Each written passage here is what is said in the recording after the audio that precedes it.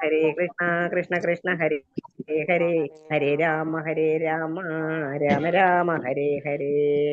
ഹരേ കൃഷ്ണ കൃഷ്ണ കൃഷ്ണ ഹരേ ഹരേ ഹരേ രാമ രാമ ഹരേ രാമ രാമ ഹരേ ഹരേ ഹരേ കൃഷ്ണ കൃഷ്ണ കൃഷ്ണ കൃഷ്ണ ഹരേ ഹരേ ഹരേ രാമ രാമ രാമ രാമ ഹരേ ഹരേ. ഹരേ കൃഷ്ണ കൃഷ്ണ കൃഷ്ണ ഹരേ ഹരേ ഹരേ രാമ രാമ.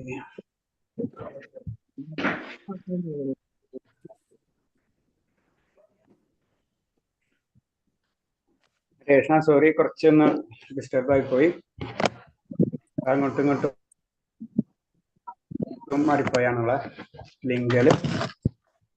നമുക്ക് ക്ലാസ് തുടങ്ങാം. ആദ്യം പ്രാർത്ഥനയിലേക്ക് ഇറക്കാം.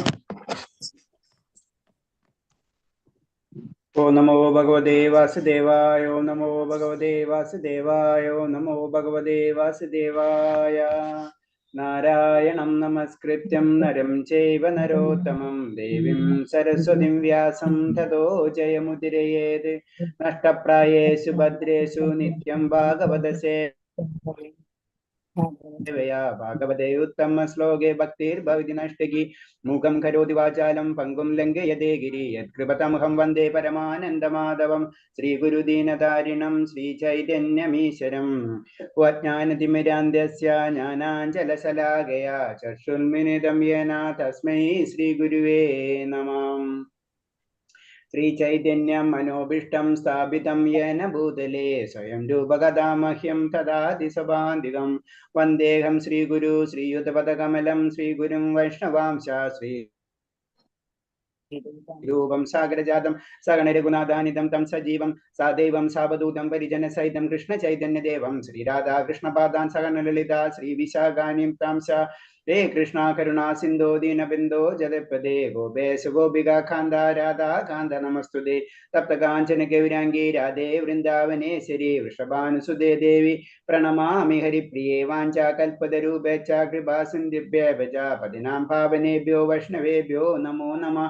नमो विष्णुपादाय कृष्णप्रेष्ठाय भूतले श्रीमदे भक्तिवेदान्त स्वामिन्निधि नामिने. नमस्ते सारस्वते गौरवाणी प्रचारिणे निर्विशेष शून्यवादी पाश्चात्य देशधारिणे. जय श्री कृष्ण चैतन्य प्रभु नित्यानंद श्रीवासादि गौर भक्तवृंद. हरे कृष्ण कृष्ण कृष्ण हरे हरे हरे राम राम राम हरे हरे. हरे कृष्ण. प्रभुपाद की जय, गुरुदेव की जय, आनंद गौड़ी वैष्णव भक्त की जय. हरे.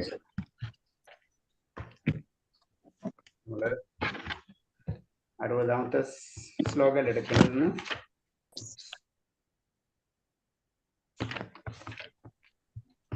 മാതാജി ഹരേ കൃഷ്ണ. ഹരേ കൃഷ്ണ പ്രഭു. 60 മുതൽ അല്ലേ? Okay, thank you Mataji. Hare Krishna. Rasya Mataji, ഒന്ന് നമ്മളെ റെക്കോർഡിങ്സ് ഗ്രൂപ്പിൽ ഇട്ടോളൂ കേട്ടോ. ഒരു മെസ്സേജ് ഞാൻ കണ്ടു ഗ്രൂപ്പിലെ, നമ്മളെ ക്ലാസ് കഴിഞ്ഞാല് അതൊന്ന് ഇട്ടോളൂ. ഹരേ കൃഷ്ണ. ഇന്നലെ ഇട്ടില്ലായിരുന്നു. ഓക്കെ, ഒന്ന് ഇട്ടാ മതി. പിന്നെ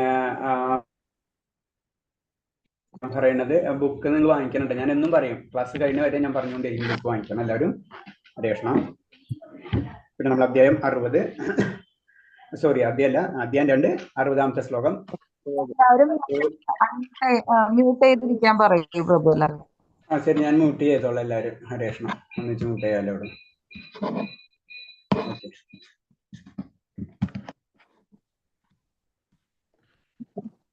ശരി, ഹരേ കൃഷ്ണ.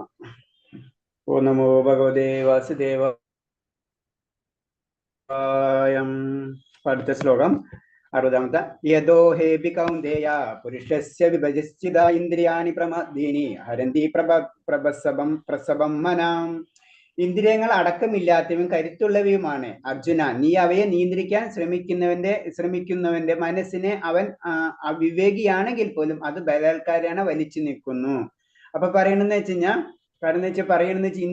ഇന്ദ്രിയങ്ങൾ നമ്മൾ വിചാരിക്കണ പോലെ അത്ര നമ്മൾ പെട്ടെന്ന് ആദ്യമൊക്കെ നമുക്ക് പറയുമ്പോഴൊക്കെ വളരെ എളുപ്പമാണ്, നമുക്ക് ഇതൊക്കെ പെട്ടെന്ന് അങ്ങോട്ട് ചെയ്യാന്ന് വിചാരിക്കും.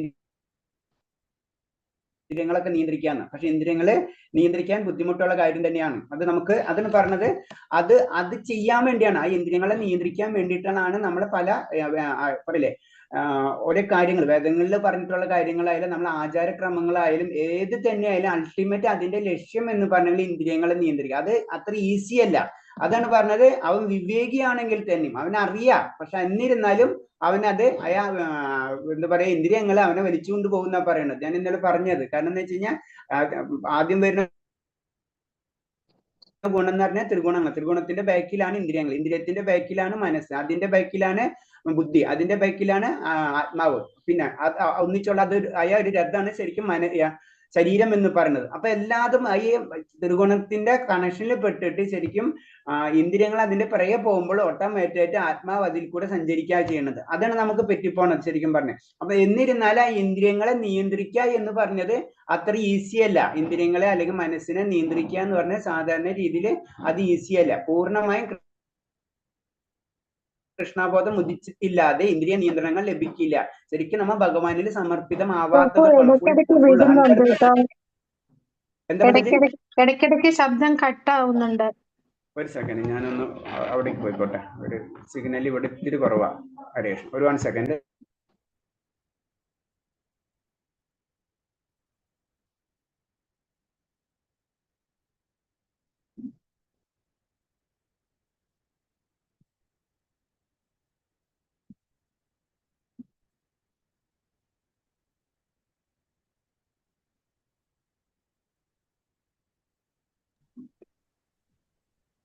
ഹരേ കൃഷ്ണ, ഒന്നും കേട്ടൂടാ.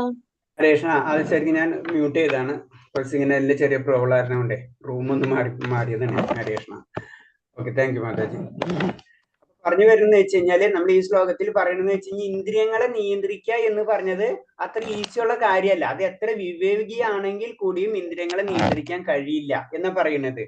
പിന്നെ പൂർണ്ണമായി കൃഷ്ണബോധം ഉദിക്കാതെ ഇന്ദ്രിയ നിയന്ത്രണം. അപ്പൊ കൃഷ്ണബോധം ഉദിക്കുക എന്ന് പറഞ്ഞാൽ 100% ആത്മീയതയിലേക്ക് നമുക്ക് കടന്നാൽ മാത്രമേ, അല്ലെങ്കിൽ ഭക്തിയിലേക്ക് കടന്നാൽ മാത്രമേ നമുക്ക് ഇന്ദ്രിയങ്ങളെ നിയന്ത്രിക്കാൻ കഴിയുള്ളൂ. മനസ്സിനെ കൃഷ്ണനിൽ ഉറപ്പിക്കാതെ ഒരാൾ ഏത് തരത്തിലുള്ള ഭൗതിക പ്രവർത്തനത്തിൽ നിന്നും പിന്മാറാൻ കഴിയില്ല. കാരണം നമ്മൾ പറഞ്ഞില്ല, ഭൗതികതയിൽ നമ്മൾ പിന്മാറാൻ കഴിയില്ല എന്ന് പറഞ്ഞു കഴിഞ്ഞാൽ ആത്മീയതയുടെ നേരെ ഓപ്പോസിറ്റാണ് ഭൗതികത. നമ്മൾ ഭൗതികതയിലേക്ക് പോയി കഴിഞ്ഞു കഴിഞ്ഞാൽ ആത്മീയത കുറയും. അപ്പൊ ആത്മീയതയിലേക്ക് പോയി കഴിഞ്ഞാൽ ഭൗതികതയും കുറയും. അപ്പൊ ആത്മീയതയിലേക്ക് 100% നമ്മൾ 100% പോയി കഴിഞ്ഞാൽ മാത്രമേ ഭൗതികത നമ്മളേക്ക് 100% പോവുള്ളൂ. അപ്പൊ അത് ഈസി അല്ല, വളരെ വളരെ ടഫായിട്ടുള്ള ഒരു കാര്യം തന്നെയാണ്. ഭൗതിക ഭോഗങ്ങൾ കൃഷ്ണഭോഗത്തിന് മുന്നിൽ സാധ്യങ്ങളാണ്. കാരണം എന്താ വെച്ച് കഴിഞ്ഞാൽ ശരിക്കും ഭൗതിക പ്രകൃതിയിലെ കാര്യം എന്ന് പറഞ്ഞു കഴിഞ്ഞാൽ ശരിക്കും അയാൾ സാധ അറിഞ്ഞ ഭക്തിയുടെ രുചി അറിഞ്ഞ വ്യക്തിക്ക്, ആനന്ദം ലഭിച്ച വ്യക്തിക്ക് പിന്നെ വേറെ ഭൗതികത്തിനെ പറ്റി ചിന്തിക്കില്ല എന്ന് പറഞ്ഞു. അപ്പൊ ആ രുചി നമുക്ക് അറിയണം. അതിന് നമ്മൾ ഫസ്റ്റ് നമ്മളെ സാധന ചെയ്യുന്ന കാര്യങ്ങൾ അതിന് പതുക്കെ നമ്മൾ അത് ട്രൈ ചെയ്ത് ആ ലെവലിലേക്ക് എത്തണം. പതുക്കെ നമ്മൾ ഉയർന്ന് പിന്നെ അടുത്ത ലെവലിലേക്ക് എത്തുമ്പോൾ അതിന്റെ ലെവലിലേക്ക് നമ്മൾ എത്തണം. അവിടെ നിന്ന് തന്നെ പിന്നെ അടുത്ത ഭഗവാനിലേക്ക് നമ്മൾ കണക്ട് ചെയ്യണം. അതിനൊരു 3 സ്റ്റെപ്പ് ഉണ്ട് ഇതിന്റെ ബേസിക് ആയിട്ട് പറയുമ്പോൾ. അപ്പൊ 3 സ്റ്റെപ്പിൽ ഫസ്റ്റ് ഇനീഷ്യൽ സ്റ്റെപ്പിൽ ചെയ്യുന്ന സമയത്ത് നമ്മൾ പല കാര്യങ്ങളും, അതിന് നമ്മുടെ ആചാരങ്ങളും കാര്യങ്ങളും ഒക്കെ ചെയ്തു പോണത്. നമ്മൾ അത് ചെയ്യണം എന്ന് പറഞ്ഞാൽ അതിലേക്കുള്ള ഒരു ചവിട്ടുപടി മാത്രമേ ഉള്ളൂ. അതിലേക്ക് ഉയർന്നു പോകണം. അപ്പൊ ആയ ചവിട്ടുപടിയിലും നമുക്ക് ഭൗതികതയിലെ ആഗ്രഹങ്ങൾ നമുക്ക് വന്നുകൊണ്ടിരിക്കും. അത് നമുക്ക് മാറ്റിക്കളയാൻ പറ്റില്ല. ഈ സ്റ്റെപ്പ് ഉയർന്നു ഒരു പർട്ടിക്കുലർ പോയിന്റിൽ എത്തുമ്പോൾ മാത്രമേ നമുക്ക് ഭൗതികതയിൽ നിന്ന് മുഴുവനും വിടാൻ കഴിയുള്ളൂ. വിശക്കുന്ന ഒരാൾക്ക് ഭക്ഷണ പദാർത്ഥം വേണ്ടുവാണ് ആസ്വദിച്ചാൽ ഉണ്ടാകുന്ന പോലെ ഒരു അനുഭവമാണ്. അതായത് ആത്മീയത എന്ന് പറഞ്ഞു കഴിഞ്ഞാൽ നമ്മൾ വിശന്നിരിക്കും ഭക്ഷണം കഴിച്ച പോലെ അത്ര ഒരു ആനന്ദം നമുക്ക് ലഭിക്കല്ലേ എന്ന് പറഞ്ഞ പോലെ തന്നെയാണെന്ന് ശരിക്കും പറഞ്ഞത് ഭഗവാന്റെ ശക്തി അല്ലെങ്കിൽ ഭഗവാൻ ഭക്തി എന്ന് പറഞ്ഞത് 100% എത്തിക്കഴിഞ്ഞാൽ അതിന്റെ പൂർണ്ണമായിട്ട് നമുക്കത് ലഭിക്കുള്ളൂ. കൃഷ്ണബോധത്തിൽ മുഴുകിയിരിക്കുന്ന അംബരീഷ മഹാരാജ ദുർവാസ മഹർഷിയെ പരാജിതനാക്കിയല്ലോ. അതായത് അംബരീഷ മഹാരാജാവിന്റെ കഥയുണ്ട്. അംബരീഷ മഹാരാജാവ് എന്ന് പറഞ്ഞാൽ വളരെ വലിയൊരു ഭക്തനാണ്. 100% എല്ലാ രീതിയിലും ഭക്തനാണ്. അപ്പൊ ആ സമയത്ത് ദുർവാസ മഹർഷി എന്ന് പറഞ്ഞാൽ നമുക്കറിയാവുന്ന ഭയങ്കര വാശിക്കാരനാണ് അല്ലെ, പെട്ടെന്ന് ശപിക്കും എന്ത് കാര്യങ്ങളും വന്നു. അപ്പൊ ഇതേപോലെ തന്നെ ഒരു കഥയാണ്. അത് ആ കഥയിൽ പറഞ്ഞെന്ന് വെച്ച് കഴിഞ്ഞാല് അംബരീഷ മഹാരാജ് ഭക്തിയിൽ ഏർപ്പെട്ടിരിക്കുന്ന സമയത്ത് ദുർവാസ മഹർഷി വരികയും ദുർവാസ മഹർഷിനെ ആചരിക്കാത്ത കാരണം കൊണ്ട് അല്ലെങ്കിൽ പ്രണമിക്കാത്ത കാരണം കൊണ്ട് ശപിക്കാൻ പോവാണ്. ആ സമയത്ത് ഓട്ടോമാറ്റിക് ആയിട്ട് കാരണം കുറ്റം ദുർവാസ മഹർഷിയുടെയാണ്. അല്ലാണ്ട് കാരണം പമ്പരീഷ മഹർഷി അത്തരം ഭക്തനാണ്, ആ ഭക്തിയിൽ മുഴുകിയിരിക്കുന്ന കാര്യമുണ്ട്. അപ്പൊ ഓട്ടോമാറ്റിക് ആയിട്ട് ഭഗവാന്റെ സുദർശന ചക്രം ദുർവാസാവിന്റെ പിറകെ പോവുക. അങ്ങനെ ദുർവാസ മഹർഷി പിന്നെ ഭഗവാന്റെ അടുത്ത് ചെന്നിട്ടും രക്ഷയില്ല, വീണ്ടും ഇവിടെ എത്തണം, അംബരീഷ മഹാരാജന്റെ അടുത്ത് ചെന്നിട്ട് ക്ഷമ ചോദിക്കണാണ്. അപ്പൊ ദുർവാസാവ് മഹർഷി എന്ന് പറയുമ്പോൾ തന്നെ നമുക്കറിയാം അത്രയും യോഗീശ്വരനാണ് അല്ലെ. അപ്പൊ യോഗികൾക്ക് പോലും പറഞ്ഞു വരുന്ന ഇത്രയുള്ള യോഗികൾക്ക് പോലും തെറ്റുകൾ സംഭവിക്കാം. ആ ഭൗതികമായിട്ടുള്ള ലിംഗം അവർക്കും കണക്ട് ചെയ്യാം, ആ ദേഷ്യം, ഈഗോ, ഇതൊക്കെ അവർക്ക് സംഭവിക്കാം യോഗികൾക്ക് പോലും. അപ്പൊ സാധാരണക്കാരായ നമ്മളെ പല അവസ്ഥ നമ്മൾ ചിന്തിച്ചാൽ മാത്രം മതി, അതാണ് അവസ്ഥ നമ്മളൊക്കെ. അപ്പൊ പറഞ്ഞാൽ അത് ആർക്കാ പറ്റാത്തത്? ആ കൃഷ്ണാവബോധം 100% ഭഗവാന് സമർപ്പിതമായ ആ ആത്മാക്കൾക്ക് മാത്രമേ ഭൗതികമായിട്ടുള്ള കണക്ഷൻ സ്റ്റോപ്പ് ചെയ്യാൻ പറ്റുള്ളൂ. അത്രയും വരെ നമുക്ക് അത്രയും ഭയങ്കര സ്ട്രോങ് ആണ്. അത് ഭഗവാൻ തന്നെ പറയുന്നുണ്ട്, ദേവിഹേഷ ഗുണമയ മമ്മായ ദുരത എന്ന്. ഭഗവാന്റെ തന്നെ ശക്തിയാണ് പ്രകൃതി ശക്തി. ആ പ്രകൃതി ശക്തിയെ തരണം ചെയ്യാന്ന് പറഞ്ഞാൽ അത്ര ഈസി അല്ല എന്ന് ഭഗവാൻ തന്നെ നമുക്ക് പറഞ്ഞു തരുന്നുണ്ട്. അത്രയും ടഫാണ്. നമ്മൾ വിചാരിക്കുന്ന പോലെ ആ ഭൗതികയിൽ നിന്ന് നമുക്ക് രക്ഷപ്പെടാൻ അത്ര ഈസി ഉള്ളതല്ല. അത് 100%. അതിന് നമ്മളെ പ്രോസസ്സിങ്ങിലേക്ക് പോകണമെന്ന് പറഞ്ഞു. അവിടെ എത്തിക്കഴിഞ്ഞാൽ പിന്നെ നമുക്ക് ആ ആനന്ദമാണ് നമ്മൾ ഏറ്റവും ആഗ്രഹിക്കുന്നതും. ആ ആനന്ദം നമുക്ക് കിട്ടിക്കഴിഞ്ഞാൽ പിന്നെ ഭൗതികത്തെ ഒരു കാര്യം നമ്മൾ ചിന്തിക്കില്ല. അതാണ് പറയുന്നത്. അടുത്ത ശ്ലോകം. താനി സർവാന സംയമ യുക്ത സീത മത്പരാവാചേഹി യസ്യേന്ദ്രിയാണി തസ്യ പ്രജ്ഞാ പ്രതിഷ്ഠിത. ഇന്ദ്രിയങ്ങളെ പൂർണ്ണമായി നിയന്ത്രിച്ച് എന്നിൽ തന്നെ അവബോധം ഉറപ്പിക്കുന്നവനാണ് സ്ഥിര ബുദ്ധിയുള്ളവൻ. അപ്പൊ ഭക്തൻ അല്ലെങ്കിൽ സ്ഥിര ബുദ്ധിയുള്ളവൻ എന്ന് പറയുന്നത് ഭഗവാൻ പറഞ്ഞു തരുന്നത് എല്ലാ ഇന്ദ്രിയങ്ങളെ നിയന്ത്രിച്ച് എന്നിൽ തന്നെ ബോധം ഉറപ്പിക്കണം. അപ്പൊ നമ്മൾ എല്ലാ കാര്യങ്ങളും ശ്രദ്ധിച്ചാൽ അറിയാ ഇന്ദ്രിയങ്ങളെ നിയന്ത്രിക്കുക എന്ന് തന്നെയാണ് പല ശ്ലോകങ്ങളും റിപ്പീറ്റ് ചെയ്ത് വരുന്നത്. അതില്ലാതെ നമ്മളെ ജീവിതം ഒരു കൺട്രോൾ ഇല്ലാണ്ട്, ഒരു ലിമിറ്റ് ഇല്ലാണ്ട് നമുക്ക് ഒരിക്കലും ഭഗവാനെ കിട്ടില്ല. അതായത് ഇൻഡയറക്റ്റ് ആയിട്ട് പറഞ്ഞാൽ മൃഗ സ്വഭാവത്തിൽ നിന്നും മനുഷ്യന്റെ സ്വഭാവം ആവണം. അന്ന് മനുഷ്യന്റെ സ്വഭാവം അതിന് ശേഷം നമുക്ക് ദൈവിക ഗുണങ്ങൾ കിട്ടുക. ആ ദൈവിക ഗുണത്തിന്റെ അപ്പുറത്താണ് ഭഗവാനിലേക്കൊക്കെ ഒരു ഭക്തനാവും.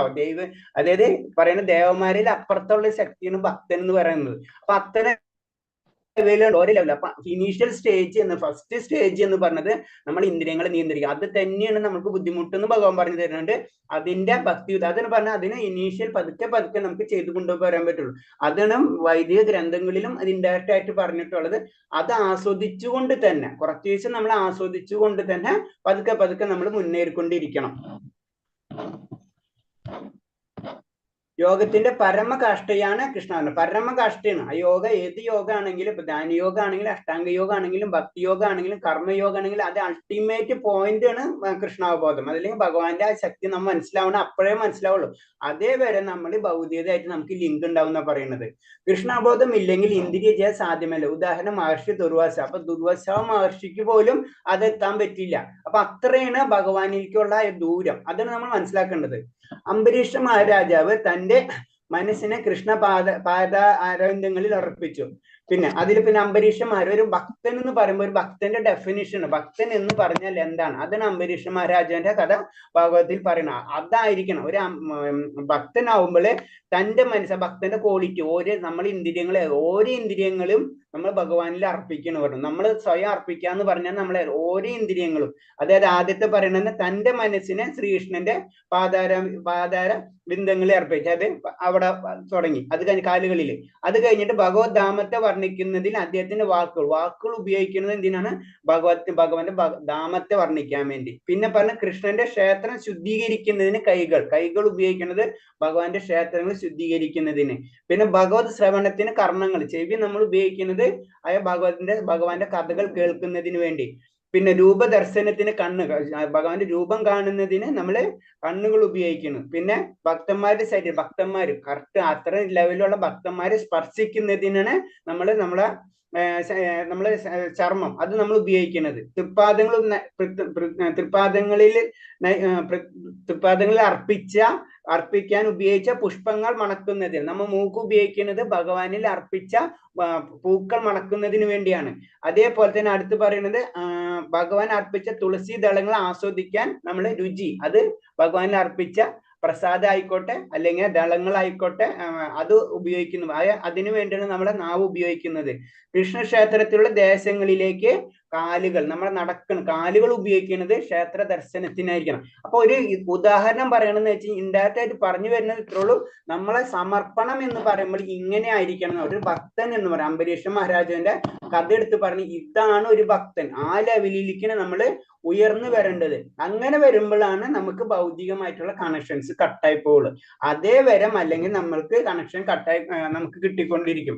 കാരണം അതിന് ഉദാഹരണം വേറെയും പറയുന്നുണ്ട്. നമുക്കറിയാം വിശ്വാമിത്ര മഹർഷിയുടെ കഥ അറിയാം അല്ലെ, മേനകയില് ഇത് വരുന്നതും അത് പിന്നെ ഒക്കെ നശിച്ചു പോണ കാര്യങ്ങളൊക്കെ നമുക്കറിയാവുന്നതാണ്. അതിന് അത്തരം യോഗി വരികൾക്കും യോഗീശ്വരന്മാർക്ക് അവർക്കടക്കം അത് തെറ്റുകൾ സംഭവിക്കാം. അത് 100% ഭക്തിയിൽ എത്താത്തിടത്തോളം കാലം ഏത് സമയത്തും വീഴ്ച ഉണ്ടാവാനുള്ള സാധ്യത ഉണ്ട്. താഴ്ത്തിക്ക് നമ്മൾ വീഴുന്ന് പറയണത് അത് കാരണം കൊണ്ട് ഭക്തിയുത സേവനം അത് വളരെ ഇമ്പോർട്ടൻ്റ്. അത് കുട്ടി കൊണ്ടുവരണം എന്ന് പറഞ്ഞത് അത്ര ഈസി അല്ല. ഇൻഡയറക്റ്റ് ആയിട്ട് നമുക്ക് മനസ്സിലാക്കാം ഇത് അത്ര ഈസി ഉള്ള കാര്യമല്ല. അത് നമ്മൾ പ്രോസസ്സിങ് ആണ്. അപ്പൊ നമ്മളൊരു നമുക്ക് ചിന്തിക്കാൻ എത്ര ഉള്ളൂ, നമ്മൾ ഈ ജന്മത്തിൽ പൂർത്തീകരിക്കാൻ പറ്റിയിട്ടില്ലെങ്കിൽ പിന്നീട് ജന്മങ്ങൾക്ക് നമുക്ക് കിട്ടും. അങ്ങനത്തെ ശ്ലോകങ്ങൾ വരുന്നുണ്ട്. അത് നമുക്ക് ഡീറ്റെയിൽ ആയിട്ട് നോക്കുമ്പോൾ അത് പറയാം. ദായതോ വിഷയാം പുംസാ സംഗസ്തേഷു ഭജായതേ സംഗ സംജയതേ കാമാ ക്രോധ വിജായതേ. ഇന്ദ്രിയ വിഷയങ്ങളെ പറ്റി ചിന്തിച്ചുകൊണ്ടിരിക്കുന്നവർക്ക് അവയിൽ ആസക്തി ഉണ്ടെന്ന്, ആസക്തിയിൽ നിന്ന് കാമവും അതിൽ നിന്ന് ക്രോധവും ഉണ്ടാകുന്നു. അപ്പൊ എന്താണ് പറയുന്നത്, നമുക്ക് എങ്ങനെയാണ് നമുക്ക് ഈ ഇന്ദ്രിയങ്ങളിൽ ആസക്തി എങ്ങനെ വരുന്നെന്ന് ചോദിച്ചു കഴിഞ്ഞാല് നമ്മൾ ഒരു കാര്യം കണ്ടു അല്ലെങ്കിൽ നമ്മൾ കേട്ടു, അപ്പൊ അതിനെപ്പറ്റി നമുക്ക് ചിന്തിക്കാൻ തുടങ്ങും. അതാണ് മനസ്സ് അടുത്ത സെക്ഷൻ വന്നു. അപ്പൊ ചിന്തിക്കലാണ് മനസ്സിൽ നടക്കുന്നത് അല്ലെ. അപ്പൊ മനസ്സ് ചിന്തിക്കാൻ തുടങ്ങും, പിന്നെ അതിന്റെ ആക്ഷൻ ബുദ്ധി സ്റ്റാർട്ട് ചെയ്യും. എന്ത് ചെയ്യണം എന്ത് ചെയ്യാതിരിക്കണം എന്ന് ബുദ്ധി തുടങ്ങും. അങ്ങനെയാണ് നടക്കുന്നത്. അങ്ങനെ വരുമ്പോഴാണ് ആസക്തിയിൽ നിന്ന് കാമവും അത് ലഭിക്കാതിരിക്കുമ്പോൾ നമുക്ക് അതിൽ നിന്ന് ക്രോധവും നമുക്ക് ആ ക്രോധവും വരും. അങ്ങനെയാണ് അതിന്റെ സ്റ്റാർട്ടിങ് ചെയ്യണം. നമുക്ക് ഭൗതികയിലുള്ള തൃഷ്ണ വരുന്നതിന്റെ കാരണങ്ങളാണ്. അത് ഇന്ദ്രിയങ്ങളിൽ കാണുന്നു. ഇന്ദ്രിയങ്ങൾ കാണുമ്പോൾ അതിനെപ്പറ്റി ആകർഷണം വരും. പിന്നെ അതിനെപ്പറ്റി ചിന്തിക്കാൻ തുടങ്ങും. പിന്നെ അതെങ്ങനെയും കയ്യിലെടുക്കാൻ വേണ്ടി നമ്മൾ അതിനനുസരിച്ച് ബുദ്ധിപരമായിട്ടുള്ള കാര്യങ്ങൾ നമ്മൾ ചെയ്യും. പിന്നെ അതിന്റെ പറയലേക്ക് നമ്മൾ പോകും. അപ്പൊ ആത്മാവ് അതിനനുസരിച്ച് മുന്നിലേക്ക് പോകണം. നമ്മൾ അതിനനുസരിച്ച് പോവുക ചെയ്യണം എന്ന് പറയുന്നത്. അപ്പൊ കൃഷ്ണബോധം ഇല്ലാത്തവർക്ക് ഇന്ദ്രിയ വിഷയങ്ങളെ പറ്റി ചിന്തിക്കുമ്പോൾ ഭൗതിക തൃഷ്ണയ്ക്ക് വശപ്പെടുന്നു. അപ്പൊ ശരിക്കും അയ്യോ കൃഷ്ണബോധം ഭക്തി ഇല്ലെങ്കിൽ ഭക്തി കുറയും തോറും നമുക്ക് ഭൗതികത കൂടിക്കൊണ്ടിരിക്കും. ആത്മാർത്ഥമുള്ള ഒരു ഭക്തൻ ഭഗവത് സംഭവത്തിലുണ്ടാകുന്ന ആത്മീയ ആനന്ദം ആസ്വദിക്കുന്ന എല്ലാ ജീവിത ഭൗതിക സുഖങ്ങളും അവഗണിക്കുന്നു. അപ്പൊ ശരി ഒരു ഭക്തൻ എന്ന് പറയുമ്പോൾ ആ പരമാനന്ദം ആ വ്യക്തിക്ക് മനസ്സിലായി കഴിഞ്ഞു. അത് കാരണം കൊണ്ട് ഭൗതികമായിട്ടുള്ള കാര്യങ്ങൾ ആ വ്യക്തിക്ക് അത്ര ഇൻട്രസ്റ്റ് ഉണ്ടാവില്ല. അതാണ് ഭക്തന്റെ ക്വാളിറ്റി. അപ്പൊ നമ്മളെല്ലാവരും എന്ന് പറയുന്നത് ഇൻഡയറക്റ്റ് ആയിട്ട് പറഞ്ഞു നമ്മൾ ആ ലെവലിലേക്ക് ഉയരാത്ത കാരണം കൊണ്ട് നമ്മൾ ചെയ്യണം. അതിന് ചൈതന്യ മഹാപ്രഭു പറഞ്ഞിട്ടുള്ള പതിതമായ ആത്മാക്കൾക്ക് വേണ്ടി എന്താ ചെയ്യേണ്ടത്, ഇൻഡയറക്റ്റ് ആയിട്ട് പറയുന്നത് നമ്മൾ ഭഗവാന്റെ നാമം ജപിക്കുക. അതിൽ കൂടി മാത്രമേ നമുക്ക് മുന്നിലേക്ക് കടക്കാൻ പറ്റുള്ളൂ. നമുക്ക് പറയാം നമ്മൾക്ക് ദുർവാസ മഹർഷിനെ പോലെ അല്ല നമ്മൾ, അതോ വിശ്വാമിത്ര മഹർഷിനെ പോലെ ഒന്നും ലെവലും കൂടെ ആയിട്ടില്ല നമ്മളല്ലേ. അവർക്ക് പോലും തെറ്റുകൾ പറ്റുന്ന പറയുന്നത്. അപ്പൊ നമ്മളെ സ്ഥിതി എന്തായിരിക്കും, നമുക്ക് തെറ്റേ പറ്റുള്ളൂ അങ്ങനത്തെ നോക്കുമ്പോൾ. അപ്പൊ നമ്മൾ അതിന് പറഞ്ഞത് അതിന് വേണ്ടിയിട്ട് നമ്മൾ ഫസ്റ്റ് ഇനീഷ്യൽ സ്റ്റെപ്പ് എന്ന് പറഞ്ഞത് ആ ഭഗവാന്റെ നാമ കലിയുഗത്തിന്റെ ധർമ്മമായ നാമ ജപത്തിന് ഇമ്പോർട്ടൻസ് കൊടുത്ത് അതിൽ കൂടെ മാത്രമേ നമുക്ക് കണക്ട് ചെയ്ത് കൊണ്ടുപോകാൻ പറ്റുള്ളൂ. അതിന് ആദ്യം നാമം ജപിക്കണം, അല്ലെങ്കിൽ ഭഗവാന്റെ നാമങ്ങൾ വിളിക്കണം. അത് കഴിഞ്ഞിട്ട് നമ്മൾ നിയമങ്ങൾ കുറച്ച് ആദ്യം മനുഷ്യനാവണ്ടേ. അതിന് ഫസ്റ്റ് പറഞ്ഞ നിയമങ്ങൾ 4 നിയമങ്ങളാണ് സാധാരണ മിനിമം നമ്മൾ ഫോളോ ചെയ്യണം എന്ന് പറഞ്ഞത്. അത് ചെയ്താലേ നമ്മളൊരു മനുഷ്യൻ ഹ്യൂമൻ ബീങ് ആവുന്ന മനുഷ്യനായി മാറുള്ളൂ. അതെ അല്ലെങ്കിൽ നമ്മൾ മൃഗം തന്നെ ആയിരിക്കാന്ന് പറയുന്നത്. അങ്ങനെ നമ്മൾ ആ ദയ, കരുണ, അതേപോലെ തന്നെ പരിശുദ്ധി, സത്യസന്ധത, പിന്നെ പരിശുദ്ധി, സത്യസന്ധത, ദയ, കരുണ, ഇതൊക്കെ അല്ലാതെ നമുക്ക് തപസ്, ഇതൊക്കെ നമുക്ക് കിട്ടണമെങ്കിൽ അതിൻ്റെതായ നിയമങ്ങൾ നമ്മൾ പാലിക്കണം. ആ സാധന ശക്തി നമ്മൾ കൂട്ടിക്കൊണ്ട് വന്നാലേ ഈ നാമജപത്തിന് നമുക്ക് കൂടുതൽ പവർഫുൾ ആക്കി കിട്ടാൻ പറ്റുള്ളൂ. അപ്പൊ അതൊക്കെ നമ്മൾ ചെയ്ത് മുന്നിലേക്ക് പോയിക്കൊണ്ടിരുന്നാലേ നമുക്ക് ഈ ഭഗവാനിലുള്ള 100% കണക്ഷൻ കിട്ടുള്ളൂ. അതാണ് പ്രോബ്ലം. അപ്പൊ നമ്മൾ അത് ചെയ്യണം. അപ്പൊ ഇതിന്റെ പ്രോബ്ലം എന്ന് പറഞ്ഞാൽ അല്ലാത്തോടത്തോളം കാലം നമ്മൾ ഈ ഭൗതികമായ കയത്തിൽ നമ്മൾ വിട്ടുകൊണ്ടിരിക്കുന്നു. ആദ്യം നമുക്ക് ക്രോധം വന്ന്, ആദ്യം നമുക്ക് ആഗ്രഹങ്ങൾ വന്ന്, ആഗ്രഹങ്ങൾ കിട്ടാത്ത കാരണം കൊണ്ട്, അത് ലഭിക്കാത്ത കാരണം കൊണ്ട് നമുക്ക് ക്രോധം വരുന്ന പറയുന്നത്. പിന്നെ ക്രോധത്തിൽ നിന്ന് എന്തുണ്ടാവുന്ന പറയുന്നത് ക്രോധാത് ഭവതി സമോഹ സ്മൃതി വിഭ്രമ സ്മൃതി ബ്രഹ്മദാസ ബുദ്ധി ഭ്രംസാത് ബുദ്ധിനാശോ ബുദ്ധിനാശാത് പ്രണശ്യതി. ക്രോധത്തിൽ നിന്ന് സമൂഹം, അതിൽ നിന്ന് ഓർമ്മപ്പിഴയിൽ നിന്ന് ബുദ്ധിനാശവും, ബുദ്ധിനാശത്തിൽ നിന്ന് വീണ്ടും ഭൗതിയുടെ കയത്തിൽ വീണ് നാശം ഭവിക്കുന്നു. അപ്പൊ എന്താണ്, ഇത് റൊട്ടേഷൻ പോലെ ഇങ്ങനെ നടന്നുകൊണ്ടിരിക്കും. കാരണം എന്താ വെച്ചാൽ ആദ്യം ഇതുണ്ടാവും, ആസക്തി ഉണ്ടാവും, ആസക്തിയിൽ നിന്ന് കാമം വരും, കാമത്തിൽ നിന്ന് ക്രോധം ഉണ്ടാവും, ക്രോധം നടക്കുമ്പോ പിന്നെ നമുക്ക് എന്തിനാ അതിന് ഓർമ്മപ്പെടുന്നത് കൊടുക്കും, ഓർമ്മപ്പെടുന്നതിൽ നിന്ന് ബുദ്ധിനാശം ഉണ്ടാവും, ബുദ്ധിനാശത്തിൽ വീണ്ടും ഭൗതിക കാര്യത്തിൽ നമുക്ക് എന്താ ചെയ്യേണ്ടതെന്ന് പിന്നെ പെടുത്തില്ലാത്ത അവസ്ഥയിലേക്ക് വരും, വീണ്ടും നമ്മൾ ഭൗതിക കാര്യത്തിൽ തന്നെ ഇങ്ങനെ കറങ്ങിക്കൊണ്ടിരിക്കുന്ന പറയുന്നത്. അപ്പൊ ഏറ്റവും അതിന്റെ പ്രോബ്ലം അപ്പൊ എവിടെ നിന്നാണ് സ്റ്റാർട്ട് ആവുന്നത്? കാമം, നമ്മുടെ ആഗ്രഹത്തിൽ നിന്നാണ് ഇതെല്ലാതും നമ്മൾക്ക് സ്റ്റാർട്ട് ആയിക്കൊണ്ടിരിക്കുന്ന പറയുന്നത്. അപ്പൊ ഭഗവത് സേവനത്തിൽ ഉപയുക്തമാതെ ഒന്നും തന്നെ ഇല്ലെന്ന് കൃഷ്ണബോധ വികാസത്തിൽ നിന്ന് മനസ്സിലാക്കാൻ കഴിയും. അൾട്ടിമേറ്റ് നമ്മൾ ചിന്തിക്കേണ്ടത് ഇത്രയുള്ളൂ. കാരണം എന്താ, ഭക്തിയുത സേവനത്തിലേക്ക് നമ്മൾ മുന്നിട്ട് ഇറങ്ങണം, അല്ലാണ്ട് നമുക്ക് ഭൗതികമായിട്ടുള്ള ദുഃഖങ്ങൾ നമുക്ക് മാറിയില്ല. അടുത്ത ശ്ലോകം. രാഗാദോഷവിമുക്തസ്തു വിഷയാന്തിരിശ്ചരൻ ആത്മവൈശ്യർവിധേയാത്മാ പ്രസാദമധിഗച്ഛതി. രാഗദോഷങ്ങളിൽ നിന്ന് വിമുക്തനായ സ്വാതന്ത്ര്യത്തിന് വേണ്ടിയുള്ള നിബന്ധനകൾ വഴി ഇന്ദ്രിയങ്ങളെ നിയന്ത്രിക്കുന്ന ഒരു വ്യക്തിക്ക് ഭഗവാനെ പൂർണ്ണമായി കാരുണ്യം ലഭിക്കും. അപ്പൊ നമ്മള് വിമുക്തനായി എന്ന് പറഞ്ഞെന്ന് വെച്ചാൽ നമുക്ക് ഇന്ദ്രിയങ്ങളെ നിയന്ത്രിക്കാൻ ഇന്ദ്രിയങ്ങളെ നിയന്ത്രിച്ച് തുടങ്ങിക്കഴിഞ്ഞാൽ ഭഗവാന്റെ ഐശ്വര്യങ്ങൾ, ഭഗവാന്റെ കാരുണ്യങ്ങൾ ലഭിക്കും. അതാണ് നമ്മൾ ഇൻഡയറക്റ്റ് ആയിട്ട് പറഞ്ഞാൽ നമ്മൾ ആ മുകളിലേക്ക് ഉയർന്നുകൊണ്ടിരിക്കും, ആത്മീയതയിലേക്ക് നമ്മൾ ഉയരണം. തന്റെ പ്രവൃത്തികളെല്ലാം കൃഷ്ണന്റെ നിർദ്ദേശം അനുസരിച്ച് മാത്രമായിക്കൊണ്ട് ഭക്തൻ അവയ്ക്ക് മേൽ നിയന്ത്രണമുണ്ട്. അപ്പൊ നമ്മൾ എന്തൊരു കാര്യം ചെയ്യുമ്പോഴും നമുക്ക് ഭഗവാന്റെ ഒരു നിയന്ത്രണത്തിലാണ് നമ്മൾ ചെയ്യുന്നുള്ള മനസ്സ് നമ്മൾ എപ്പോഴും ഉണ്ടാവും. അപ്പൊ അത് കാരണം കൊണ്ട് അങ്ങനത്തെ കാര്യങ്ങൾ നമ്മൾ ചെയ്യുള്ളൂ, അതിന്റെ അപ്പുറത്തേക്ക് നമ്മൾ കടക്കില്ല. അപ്പൊ ഇൻഡയറക്റ്റ് ആയിട്ട് നമുക്കൊരു നിയന്ത്രണം വരും ഭഗവാന്റെ കാര്യങ്ങൾ. ഒരു ഭക്തനെ സംബന്ധിച്ച് അതല്ലെങ്കിൽ സാത്വികമായിട്ടുള്ള വ്യക്തികളെ സംബന്ധിച്ച് അവർ ചെയ്യുമ്പോ അത് തെറ്റ് അവർ ചെയ്യാൻ അവർക്ക് കഴിയില്ല. കാരണം അത് ഭഗവാന്റെ പറയല്ലോ, ഭഗവാന്റെ നിർദ്ദേശം അതിന് അഗനിസ്റ്റ് ആണ്, തെറ്റ് ചെയ്യണേന് അല്ലെ. അപ്പൊ എപ്പോഴും ശ്രദ്ധിച്ചിട്ടേ ചെയ്യുള്ളൂ. അപ്പൊ ഓട്ടോമാറ്റിക് ആയിട്ട് ആ ഭക്തൻ ഉയർന്നു പോകും. എപ്പോഴും ഒരു കൺട്രോള്, നമ്മൾ അറിയാണ്ട് തന്നെ നമ്മളൊരു കൺട്രോള് നമുക്ക് ഉണ്ടാവും. അതാണ് അതിന്റെ ഏറ്റവും പ്രത്യേകത. അതിന് നമ്മൾ ഭക്തിയുത സേവനത്തിൽ നിലനിൽക്കണം എന്ന് പറയുന്നത്. പ്രസാദേ സർവ ദുഃഖാനാം ഹാനിരസോ ജായതേ പ്രസന്ന ചേതസ്യ ഹാസ്യോ ബുദ്ധി പരിവധിഷ്ഠിത. കൃഷ്ണബോധത്തിൽ ഇപ്രകാരം തൃപ്തനായ ഒരാൾക്ക് ഭൗതിക ത്രിവിധ ക്ലേശങ്ങൾ ഉണ്ടാക്കുന്നില്ല. സംതൃപ്തമായ ഈ അവബോധത്തിൽ അയാൾ താമസം വിന സ്ഥിര പ്രതിഷ്ഠ നേടുന്നു. അപ്പൊ അത് തന്നെയാണ് കാരണം എന്ന് വെച്ച് കഴിഞ്ഞാല് അങ്ങനത്തെ കൃഷ്ണബോധത്തിൽ നമുക്ക് ഒരാൾക്കായ ബോധം വന്നു കഴിഞ്ഞു കഴിഞ്ഞാൽ പിന്നെ ആ വ്യക്തിക്ക് ഭൗതികമായിട്ടുള്ള കാര്യങ്ങൾ അഫക്ട് ചെയ്യില്ല. നാസ്തി ബുദ്ധിരുക്തസ്യ നാചായുക്തസ്യ ഭാവന നാചാഭവയതേ ശാന്തി അശാന്ത്യസ്യ കുദാസുഖം. പരംപുരുഷനായ കൃഷ്ണബോധത്തിൽ ബന്ധപ്പെടാത്തവന് ദിവ്യബുദ്ധി ഉറച്ച മനസ്സോ ലഭിക്കില്ല. അതില്ലാതെ സമാധാനം കൈവരിക്കാൻ സാധ്യമല്ല. സമാധാനമില്ലെങ്കിൽ സുഖം എവിടെ? അപ്പൊ ഇത് തന്നെയാണ് പറയുന്നത്. അതിന്റെ ഒക്കെ ഒരു കണ്ടിന്യൂഷൻ ആണ് ശ്ലോകങ്ങളെല്ലാതും. ഇപ്പൊ ഈ ശ്ലോകങ്ങളൊക്കെ സംസാരിക്കണമെന്ന് വെച്ച് കഴിഞ്ഞാൽ മനസ്സിനെ നിയന്ത്രിക്കണം, അല്ലെങ്കിൽ ഇന്ദ്രിയങ്ങളെ നമ്മൾ നിയന്ത്രിച്ചാലേ നമുക്ക് ഭഗവാന്റെ കരുണ ലഭിക്കുള്ളൂ. അതിങ്ങനെ ഉറപ്പിച്ച് പറയുന്ന ശ്ലോകങ്ങളാണ് ഇതെല്ലാതും.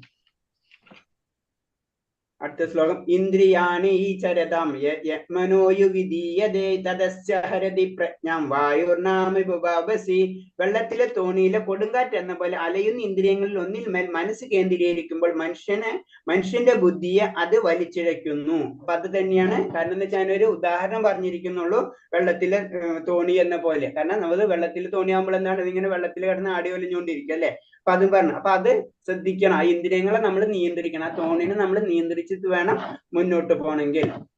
അടുത്ത ശ്ലോകം. തസ്മാദസ്യ മഹാബാഹോ നിഗ്രഹീദീന സർവശ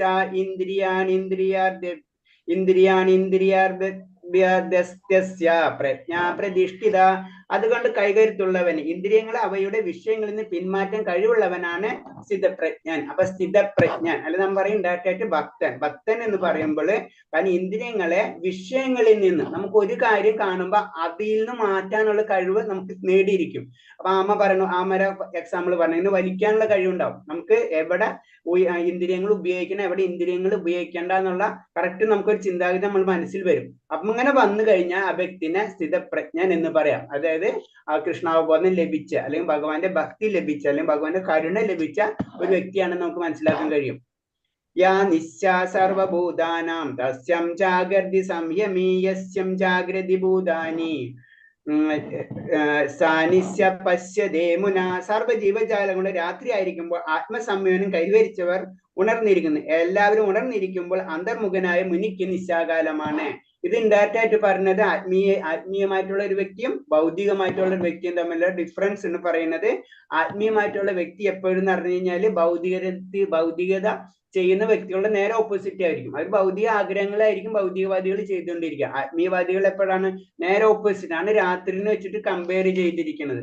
അപ്പൊ അവര് നമ്മ ചെയ്യണതിന്റെ നേരെ ഓപ്പോസിറ്റ് ആണ് അവർ ചെയ്യുന്നത്.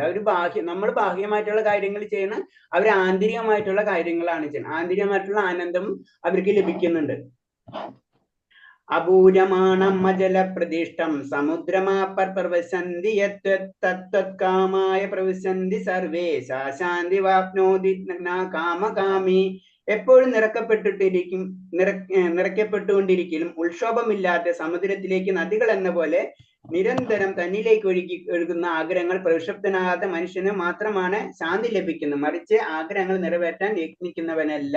അപ്പൊ നമ്മൾ ചെയ്യേണ്ടത് ഇപ്പൊ ഇത് തന്നെ പറഞ്ഞതാണ്, നമ്മൾ ആഗ്രഹങ്ങൾ നമ്മൾ നിയന്ത്രിക്കണം. അല്ലാന്ന് വെച്ച് കഴിഞ്ഞാൽ നമുക്കറിയാം, 1 കിട്ടിയാൽ 10 മതി എന്ന് പറഞ്ഞ പോലെ നമ്മൾ ആഗ്രഹത്തിന് എണ്ണമില്ല, അതിങ്ങനെ കൂടിക്കൊണ്ടിരിക്കുള്ളൂ. അതെന്ന് പറഞ്ഞത് അതിനു വേണ്ടി പ്രയത്നിക്കല്ല ചെയ്യേണ്ടത്. നമുക്ക് വരുന്ന ആഗ്രഹങ്ങളെ നമുക്കത് പ്രോബ്ലം ഇല്ലാത്ത രീതിയിൽ കൺട്രോൾ ചെയ്തെടുക്കണം. ആഗ്രഹങ്ങൾ പ്രക്ഷുബ്ധനാകാതെ മനുഷ്യന് മാത്രമാണ് ശാന്തി ലഭിക്കുന്നത്. നമ്മൾ ഒരു ആഗ്രഹത്തിന്റെ മുകളിൽ അടുത്ത ആഗ്രഹം ഇങ്ങനെ കൂട്ടിക്കൊണ്ട് വരരുതെന്നാണ് പറയണത്. അങ്ങനെ ചെയ്തു കഴിഞ്ഞു കഴിഞ്ഞാല് നമുക്ക് ആ ശാന്തി ലഭിക്കില്ല എന്നാ പറയണത്. ശാന്തി ലഭിക്കണമെങ്കിൽ നമ്മൾ ആഗ്രഹങ്ങളെ നമ്മൾ കുറയ്ക്കണം, അല്ലെങ്കിൽ കാമത്തെ നമ്മൾ കുറച്ച് കൊണ്ടുവരണം. കാരണം ആഗ്രഹങ്ങൾ കൂടും തോറും നമുക്ക് പ്രശ്നങ്ങൾ കൂടിക്കൊണ്ടിരിക്കും. അടുത്ത ശ്ലോകം 71. വിവാഹായ കാമം യ സർവാൻ പുംസച്ചരതി നിസ്പൃഹ നിർമ്മമോ നിരഹങ്കാര ശാന്തി മതി ഗച്ഛതി. എല്ലാ വിഷയങ്ങളും അഭിലാഷങ്ങളിൽ നിന്നും സ്വയം മുക്തനായി എല്ലാത്തരം ഉടമാവകാശ ബോധവും മിഥ്യാഹംഭാവവും ഉപേക്ഷിച്ചവനായി നിസ്പൃഹനായി വർത്തിക്കാൻ മാത്രമേ ശരിക്കും ശാന്തി നേടാൻ കഴിയുള്ളൂ. അതൊക്കെ ആ കണ്ടിന്യൂഷൻ ശ്ലോകങ്ങളാണ്. കാരണം ഇതിലും ഇത് തന്നെ പറയണത്, നമുക്ക് ഈ ഭൗതിക ശരീരം നമുക്ക് വേണ്ടിയിട്ടുള്ളതല്ല ഉണ്ടായിട്ട്, എല്ലാ ഭൗതികാവശ്യങ്ങളിൽ നിന്നും സ്വയം മുക്തനായി എല്ലാ ഉടമാവശ്യം നമുക്ക് വേണ്ടിയിട്ടുള്ളതല്ല. ഭൗതിക ലോകം എന്ന് പറയുമ്പോൾ നമുക്ക് ഉടമ എന്ന് പറഞ്ഞു കഴിഞ്ഞാൽ അത് ഭഗവാൻ തന്നെയാണ് എല്ലാത്തിൻ്റെ. ആ ഒരു ചിന്താഗതി നമ്മളേക്കിൽ ഉണ്ടായിരിക്കണം. അത് മനസ്സിലാക്കി കഴിഞ്ഞാൽ പിന്നെ നമുക്ക് വിഷമം ഉണ്ടാവില്ല.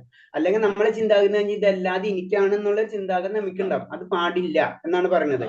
ഏഷ ബ്രാഹ്മസ്ഥിതി പാർത്ഥ നയനം പ്രാപ്യ വിമൂഹതി സിതസ്തസ്യ മന്ദകാലേപി ബ്രഹ്മനിർവാണം ഋച്ഛതി. ഏതിലൊന്നിയിൽ മനുഷ്യന് വിഭ്രാന്തി ഒഴിയുന്നുവോ ആത്മീയവും ദൈവികവുമായ പദമാണിത്. ഇവിടെ നിലയുറപ്പിച്ച് മരണവേളയിലും അതേ സ്ഥിതി തുടരുന്നവൻ ഭഗവധാമത്തിലെത്തും. അപ്പൊ ലാസ്റ്റ് പറയണെന്ന് വെച്ച് കഴിഞ്ഞാൽ ലാസ്റ്റ് പറയുന്ന കാര്യം എന്ന് വെച്ച് കഴിഞ്ഞാല് എവിടെ ചെന്നാലാണ് വിഭ്രാന്തി ഒഴിയുന്നത്. അപ്പൊ ദുഃഖം, ഈ ഭൗതിക ലോകം എന്ന് പറഞ്ഞ ദുഃഖാലയമാണ്. അപ്പൊ ആ ദുഃഖാലയത്തിൽ നിന്ന് വിഭ്രാന്തി ഒഴിയുന്ന സ്ഥലം ഏതാണ്? ഭഗവാന്റെ ലോകം. അതെന്ന് പറഞ്ഞ ദൈവികമായ ഒരു പദമാണിത്. ഇവിടെ നിലയുറപ്പിച്ചാൽ മരണവേളയിലും അതേ സ്ഥിതി തുടർന്നവർ ഭഗവത് ധാമത്തിലെത്തും. അപ്പൊ നമ്മൾ പറഞ്ഞത്, നമ്മള് ആത്മീയത അല്ലെ ഭക്തി നമ്മള് മരണം വരെയും കൊണ്ടുവന്നു കഴിഞ്ഞു കഴിഞ്ഞാല് നമ്മൾ മരണശേഷവും നമുക്ക് ഭഗവാന്റെ ധാമത്തിൽ എത്താൻ കഴിയും എന്നാണ് ഇതിൽ പറഞ്ഞു വരുന്നത്. അതിൽ പറഞ്ഞുണ്ട്, ഭൗതിക ജീവിതം അവസാനിക്കുമ്പോൾ യഥാർത്ഥത്തിൽ ജീവിതം ആരംഭിക്കുകയുള്ളൂ. കാരണം എന്ന് വെച്ച് കഴിഞ്ഞാൽ ഭൗതിക ജീവിതത്തിന് ഒരു അവസാനമുണ്ടെന്ന് മനസ്സിലാക്കണം. നമ്മൾ ഭൗതിക ജീവിതത്തിന് ഒരു അവസാനമുണ്ടെന്നും ആധ്യാത്മികമായി പുരോഗമിച്ചവർക്കാവട്ടെ ഇതിന് ശേഷം മറ്റൊരു ജീവിതമുണ്ടെന്ന് അവർക്കറിയാം. ആധ്യാത്മികമായിട്ട് ഉയർന്നവർക്ക് അറിയാൻ പറ്റും ഈ ജീവിതമല്ല, അത് കഴിഞ്ഞിട്ട് ഒരു ജീവിതം ഉണ്ടെന്ന് അവർക്ക് മനസ്സിലാക്കാൻ കഴിയും. ഹരേ കൃഷ്ണ. അപ്പൊ നമുക്ക് ഈ അധ്യായം കഴിഞ്ഞു. ഇതിന്റെ ഒരു സമ്മറിയാണ്. അപ്പൊ ഈ പറഞ്ഞ ശ്ലോകങ്ങൾ മെയിൻ ആയിട്ട് ഇന്ദ്രിയങ്ങളെ നിയന്ത്രിച്ചാലേ നമുക്ക് ആത്മീയതയിലേക്ക് ഉയരാൻ കഴിയുള്ളൂ. അതിനൊരു ഉദാഹരണം പറയുന്നത്, നമുക്കത് എങ്ങനെ ഇന്ദ്രിയങ്ങളെ നിയന്ത്രിക്കാൻ കഴിയും എന്ന് പറഞ്ഞത് അംബരീഷ മഹാരാജന്റെ ഒരു കഥയിൽ കൂടിയാണ്. കാരണം അങ്ങനെ മാത്രമേ നമുക്ക് ഇന്ദ്രിയങ്ങളെ നിയന്ത്രിക്കാൻ കഴിയുള്ളൂ. കാരണം നമുക്ക് ആസക്തി എപ്പോഴും നിലനിൽക്കും. അപ്പൊ ആസക്തിയിൽ കൂടി തന്നെ നമ്മൾ ഇന്ദ്രിയങ്ങളെ നിയന്ത്രിക്കണം. വിരക്തി നമുക്ക് ബുദ്ധിമുട്ടുള്ള കാര്യമാണ്. അത് വേണ്ടാന്ന് വിചാരിച്ചു കഴിഞ്ഞാൽ നമ്മൾ അത് ഉപയോഗിക്കും. അതാണ് അതിന്റെ പ്രശ്നം. അതാണ് മെയിൻ. അപ്പൊ ഇന്ദ്രിയങ്ങളെ നിയന്ത്രിക്കേണ്ട കാര്യങ്ങൾ ഇതിൽ പറഞ്ഞത്, ഇന്ദ്രിയങ്ങളെ നിയന്ത്രിച്ചാൽ മാത്രമേ ദൈവികമായിട്ടുള്ള പദത്തിലേക്ക് നമുക്ക് കടക്കാൻ കഴിയുള്ളൂ. അതാണ് ഇത്രയും ശ്ലോകത്തിന്റെ ഒരു സമ്മറി. ഹരേ കൃഷ്ണ. ഞാൻ ഇനി അടുത്തൊരു ശ്ലോകം എടുക്കാം. ഇത്രയും പറഞ്ഞതിൽ ഈ 10 ശ്ലോകം വായിച്ചു. നമ്മൾ ഇതിൽ എന്തെങ്കിലും ഡൗട്ട് ഉണ്ടെങ്കിൽ ചോദിക്കാം. നമുക്ക് ഇനി അടുത്ത അധ്യായത്തിലേക്ക് കടക്കാം.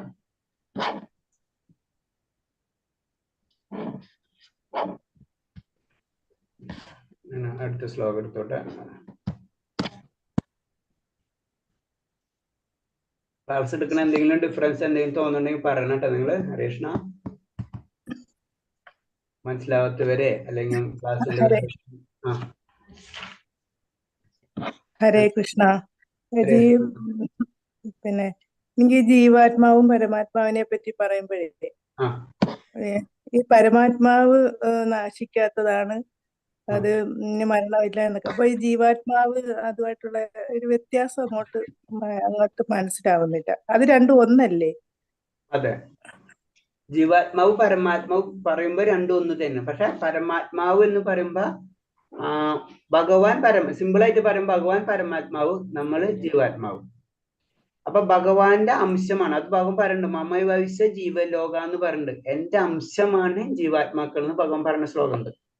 അപ്പൊ ഭഗവാന്റെ അംശം തന്നെയാണ് ഭഗവാൻ. പക്ഷെ ക്വാളിറ്റിയില് ഭഗവാനും നമ്മൾ ഒന്ന് തന്നെയാണ്, ക്വാണ്ടിറ്റിയില് നമ്മൾ ഡിഫറൻസ് ഉണ്ട്. അതായത് സമുദ്രവും സമുദ്രത്തിന്റെ ഒരു തുള്ളി വെള്ളവും രണ്ടും ഒന്ന് തന്നെയാണ് ക്വാളിറ്റിയില്, പക്ഷെ ക്വാണ്ടിറ്റിയില് ഡിഫറൻസ് ഉണ്ട്. അതാണ് പറയുന്നത്. പറയുന്നത് അപ്പൊ ജീവാത്മാവിനും നാശം ഇല്ലാത്തയാണോ? അത് ജീവാത്മാവിന് നാശമില്ല. അത് നമ്മൾ ആദ്യം തന്നെ പഠിക്കില്ല, 2-ാം അധ്യായത്തിൽ പറഞ്ഞില്ലേ, ഞാൻ ജായതേ മ്രിയദേവാകാദനായ മുക്ത ബൗദ്ധന അജോ നിത്യ ശാശ്വത പൊന്നാഹന്യഹന്യത. ആത്മാവിനെ പറ്റിയല്ലേ പറയുന്നത്. അതിന് നമുക്ക് സംശയമായിട്ട് തോന്നി, അതുകൊണ്ട് ചോദിച്ചു. നമുക്കും നമുക്കും അതില്ല. കാരണം എന്ന് വെച്ച് കഴിഞ്ഞാൽ അത് നമ്മളും അത് നമുക്ക് ആയ വ്യക്തിത്വം നമ്മൾക്കിൽ എന്നും ഉണ്ട്. നമുക്കും മരണമില്ല ഉണ്ടായിട്ട് നമ്മളെ ആത്മാവും ശാശ്വതനാണ്. ഭഗവാൻ ശാശ്വതൻ, ഭഗവാന്റെ അംശം. ഇത്രയും ചിന്തിച്ചാൽ നമ്മള് ഭഗവാൻ ശാശ്വതനാണെങ്കിൽ നമ്മൾ ശാശ്വതൻ. കാരണം ഭഗവാൻ പറഞ്ഞു ഭഗവാന്റെ അംശമാണ് നമ്മൾ. അപ്പൊ അതോടെ എല്ലാ കാര്യവും നമുക്ക് ക്ലിയർ ആവുന്നത്. പക്ഷെ ഭഗവാന്റെ അംശമാണ് നമ്മൾ. അതാണ് ആ ഒരു വേർഡാണ് നമ്മൾ ശ്രദ്ധിക്കേണ്ടത്. ഭഗവാനല്ല, നമ്മൾ ഭഗവാന്റെ അംശമാണ്. അപ്പൊ ആ ക്വാളിറ്റി എല്ലാം നമുക്ക് കിട്ടിയിട്ടുണ്ടാവും. ഹരേ കൃഷ്ണ. ഹരേ കൃഷ്ണ. അടുത്ത ശ്ലോകം. പിന്നെ അടുത്തത് ശ്ലോകം 3-ാമത്തെ അധ്യായം, കർമ്മയോഗം. കർമ്മയോഗത്തിൽ പറയുന്നത് നമ്മൾ 2-ാം അധ്യായത്തിൽ നമുക്ക് എന്താണെന്നുള്ള കാര്യം മനസ്സിലായി. അപ്പൊ അൾട്ടിമേറ്റ് പറഞ്ഞു വരുന്ന എന്താണ്? ആ ലാസ്റ്റ് ശ്ലോകം തന്നെ ശ്രദ്ധിച്ചാൽ മതി. എവിടെ ചെന്നാലാണ് വിഭ്രാന്തി ഒഴിയുന്നത്. അപ്പൊ അത് എവിടെ ചെന്നാലാണ് ആ ആത്മീയവും ദൈവികവും പദമാണ്. അവിടെയാണ് ആത്മീയത, അവിടെയാണ് ദൈവികം ഉള്ളത്. അതാണ് ഭഗവതയുടെ ഇൻഡയറക്റ്റുള്ള സന്ദേശം. അപ്പൊ വിഭ്രാന്തി ഒഴിയുന്നത് ഭഗവാനില്, ആ പരമമായ പദത്തില് അല്ലെങ്കിൽ ഭക്തിയില്, അവിടെ അല്ലെങ്കിൽ ഭഗവാനിൽ എത്തുമ്പോഴോ നമുക്ക് വിഭ്രാന്തി ഒഴിയുള്ളൂ. അല്ലാത്തോടത്തോളം കാലം നമുക്ക് ഭൗതിക ലോകത്തിൽ ഇരിക്കുന്നിടത്തോളം കാലം നമ്മുടെ ജീവിതത്തിൽ പ്രശ്നങ്ങൾ ഇങ്ങനെ വന്നുകൊണ്ടിരിക്കും. അതാണ് ഇൻഡയറക്ഷൻ. അപ്പൊ ഇതിന്റെ ലാസ്റ്റ് പോയിന്റ് കൊണ്ടുപോകുന്നത്, ഭഗവത്ഗീതയിൽ കൊണ്ടുപോകുന്നത് ഇത്രയുള്ളൂ, നമ്മൾ ഭക്തി നമ്മളിൽ ഉണ്ടായിരിക്കണം, ഭക്തി വേണം. അത് തന്നെയാണ് ഇതിന്റെ മെയിൻ പോയിന്റ്, കണ്ടന്റ് അതാണ്. കർമ്മയോഗം, ജ്ഞാനയോഗം അല്ലെങ്കിൽ കർമ്മയോഗം അല്ലെ, കർമ്മയോഗമാണ് നമ്മൾ പഠിക്കുന്നത്. കർമ്മയോഗം എന്ന് പറയുമ്പോൾ നമ്മൾ ചെയ്യുന്ന എല്ലാ കാര്യങ്ങളും ഭഗവാനിൽ സമർപ്പിക്കുക, എല്ലാ കർമ്മങ്ങളും ഭഗവാനിൽ സമർപ്പിക്കുക. അപ്പൊ അതിന്റെ ഡീറ്റെയിൽ ആണ് പറയുന്നത്. നമുക്കറിയാം 1 തൊട്ട് 6 വരെ അധ്യായം കർമ്മയോഗമാണ്. അപ്പൊ അതിൽ ഇപ്പൊ 1-ാമത്തെ അധ്യായം ജനറൽ ആയിട്ട് അർജുനന്റെ വിഷമവും കാര്യങ്ങളാണ് അല്ലെ. 2-ാം അധ്യായത്തിൽ എല്ലാ കാര്യങ്ങളും പറഞ്ഞു വരുന്നുണ്ട്. പ്രത്യേകിച്ച് അതിൽ പറഞ്ഞു വരുന്നത് ആത്മാവിനെ പറ്റിയും അതുപോലെ തന്നെ നമുക്ക് ഭക്തി വേണം, അങ്ങനത്തെ കാര്യങ്ങൾ, അതായത് ഇന്ദ്രിയങ്ങളെ നിയന്ത്രിക്കണം, അങ്ങനത്തെ കാര്യങ്ങളൊക്കെ അതിന് ഡീറ്റെയിൽ ആയിട്ട് പറഞ്ഞു വരുന്നത് അല്ലെ. അപ്പൊ ഇതിൽ വരുന്നത് നമ്മൾ എങ്ങനെയാണ് കർമ്മങ്ങൾ ചെയ്യേണ്ടത്, അത് ഭഗവാനിൽ എങ്ങനെയാണ് സമർപ്പിക്കേണ്ടത് എന്ന് പറഞ്ഞ കാര്യങ്ങളൊക്കെയാണ് ഇതിൽ വരുന്നത്. അപ്പൊ കർമ്മയോഗത്തിൽ ആദ്യത്തെ ശ്ലോകം വായിക്കാൻ നമുക്ക്. അർജുന ഉവാച ജായസി ചേതി കർമ്മണസ്ത മദാ ബുദ്ധിർജനാർദന തം കിം കർമ്മണി ഘോരേ മാം നിയോജസി കേശവ. അർജുനൻ പറഞ്ഞു, ഏ ജനാർദന, അല്ലേ കേശവ, ബലകാംക്ഷയോടെ ചെയ്യുന്ന കർമ്മത്തെക്കാൾ ശ്രേഷ്ഠയാണ് ബുദ്ധി എന്ന് കരുതുന്നെങ്കിൽ അങ്ങ് എന്തിനാണ് എന്നെ ക്രൂരമായ ഈ യുദ്ധത്തിന് പ്രേരിപ്പിക്കുന്നത്? അപ്പൊ കാരണം എന്ന് വെച്ച് കഴിഞ്ഞാല് അർജുനന്റെ ചിന്താഗതി എന്ന് വെച്ച് കഴിഞ്ഞാല് ബുദ്ധി അനുസരിച്ച് കാര്യങ്ങൾ ചെയ്യാൻ കഴിയും. അപ്പൊ എനിക്ക് ബുദ്ധി ഉണ്ടല്ലോ, അപ്പൊ ഞാൻ എന്റെ കാര്യങ്ങൾ ചെയ്യണമെങ്കിൽ ഞാൻ യുദ്ധം ചെയ്യാണ്ടെന്ന് വിചാരിക്കണം. അപ്പൊ ശരിക്കും പറഞ്ഞു കഴിഞ്ഞാൽ അങ്ങനെ അർജുനൻ കരുതണ്. കാരണം എന്റെ ബുദ്ധി ഉപയോഗിക്കുമ്പോ എനിക്ക് മറ്റുള്ളവരെ വധിക്കുന്നതിന് എനിക്ക് വിഷമമുണ്ട്, അത് കാരണം ഞാൻ വധിക്കണില്ല. അതാണ് അതിൽ പറയുന്നത്. അതാണ് ബലകാംക്ഷയോടെ ചെയ്യുന്ന കർമ്മത്തെ. അപ്പൊ ബലകാംക്ഷയോടെ ചെയ്യുന്ന അർജുനൻ ചിന്തിക്കുന്ന ബലകാംക്ഷ എന്ന് പറഞ്ഞത് ഇവിടെ എന്തിട്ടാണ്, യുദ്ധം ചെയ്ത് കഴിഞ്ഞു കഴിഞ്ഞാല് രാജ്യം കിട്ടും, അപ്പൊ എനിക്ക് ആ ഫലം വേണ്ട. അപ്പൊ ഞാൻ എന്റെ ബുദ്ധി ഉപയോഗിച്ച് ചെയ്യുന്നത്, ബുദ്ധി എന്ന് കരുതുന്നെങ്കിൽ അങ്ങ് എന്തിനാണ് എന്നെ ക്രൂരം. അപ്പൊ ബുദ്ധി ഉപയോഗിക്കുമ്പോൾ എനിക്ക് തോന്നുന്നത് എന്താണ്, എനിക്ക് യുദ്ധം ചെയ്യണ്ട, എനിക്ക് കർമ്മ എന്ന് പറഞ്ഞ് എനിക്ക് അതിനുള്ള കർമ്മബലം വേണ്ട. അപ്പൊ എന്നെ എന്തിനാ ഭഗവാൻ വീണ്ടും എനിക്ക് കർമ്മബലം വേണ്ടാന്ന്, എനിക്ക് യുദ്ധം ചെയ്തിട്ട് അതിന്റെ ബലം വേണ്ട, പിന്നെ എനിക്ക് രാജാവാവണ്ട, അല്ലെങ്കിൽ എനിക്ക് സ്വർഗം വേണ്ട, ഇതൊന്നും എനിക്ക് വേണ്ട, പിന്നെ എന്തിനാ എന്നെ യുദ്ധത്തിന് പ്രേരിപ്പിക്കുന്നു എന്നാണ് ചോദ്യം. അപ്പൊ പറഞ്ഞ തത്വശാസ്ത്രം തികച്ച് പരിശീലനം നേടുന്നതിന് മുമ്പ് വിജനമായ സ്ഥലത്ത് കൃഷ്ണന്റെ തിരുനാമം ഉച്ചരിക്കുന്നത് യുക്തമല്ല. അജ്ഞരായ സാമാന്യ ജനാണ് വില കുറഞ്ഞ ആദരവിനെ ആർജിക്കാനേ അതുകൊണ്ട് സാധിക്കുള്ളൂ. അപ്പൊ നമ്മൾ ഒരു കാര്യം അറിയാണ്ട് നമ്മൾ ഒന്നും ചെയ്യാൻ പാടില്ല. അപ്പൊ ഭഗവാന്റെ നാമം ജപിക്കുകയാണെങ്കിലും എന്ത് കാര്യമാണെങ്കിലും അതിനൊരു എന്തുകൊണ്ട് നമ്മൾ ചെയ്യണം ആ കാര്യം നമ്മൾ മനസ്സിലാക്കണം. അതാണ് ഇതിൽ പറഞ്ഞത്. അതായത് ഇപ്പൊ അർജുനൻ പറയുന്നത് എന്താണ്, ഞാൻ യുദ്ധമൊന്നും ചെയ്യുന്നില്ല, ഞാൻ നേരെ പോയിട്ട് തപസ് ചെയ്യാൻ പോണെന്നാ പറയണത്. അപ്പൊ അവിടെ ഭഗവാൻ പറയാൻ ഉദ്ദേശിക്കുന്ന വെച്ചാൽ നീ തപസ് ചെയ്ത് കഴിഞ്ഞു കഴിഞ്ഞാൽ സംഭവിക്കുന്നത് എന്താണ്, നിന്റെ ഡ്യൂട്ടി എന്തായിരുന്നു, നീ യുദ്ധം ചെയ്യണമായിരുന്നു അല്ലെ. നീ യുദ്ധം ചെയ്യാണ്ട് നീ പോയി തപസ് ചെയ്ത് കഴിഞ്ഞാൽ നീ ചിന്തിക്കുന്നുണ്ടാവും ഞാൻ എനിക്ക് ബലമൊന്നും വേണ്ടാത്ത കാരണം കൊണ്ടാണ് ഞാൻ തപസ് ചെയ്യാൻ പോകുന്നത്.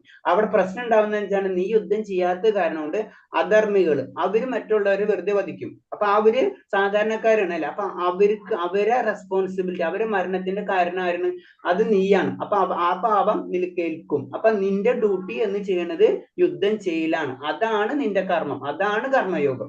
അതാണ് അതിൽ പറഞ്ഞത്. അല്ല അപ്പൊ വെറുതെ ചെന്ന് നമ്മള് ഇതിന് രക്ഷപ്പെടും. അപ്പൊ ഭക്തി എന്ന് പറഞ്ഞു കഴിഞ്ഞാൽ ഒരു ഒളിച്ചോട്ടമല്ല.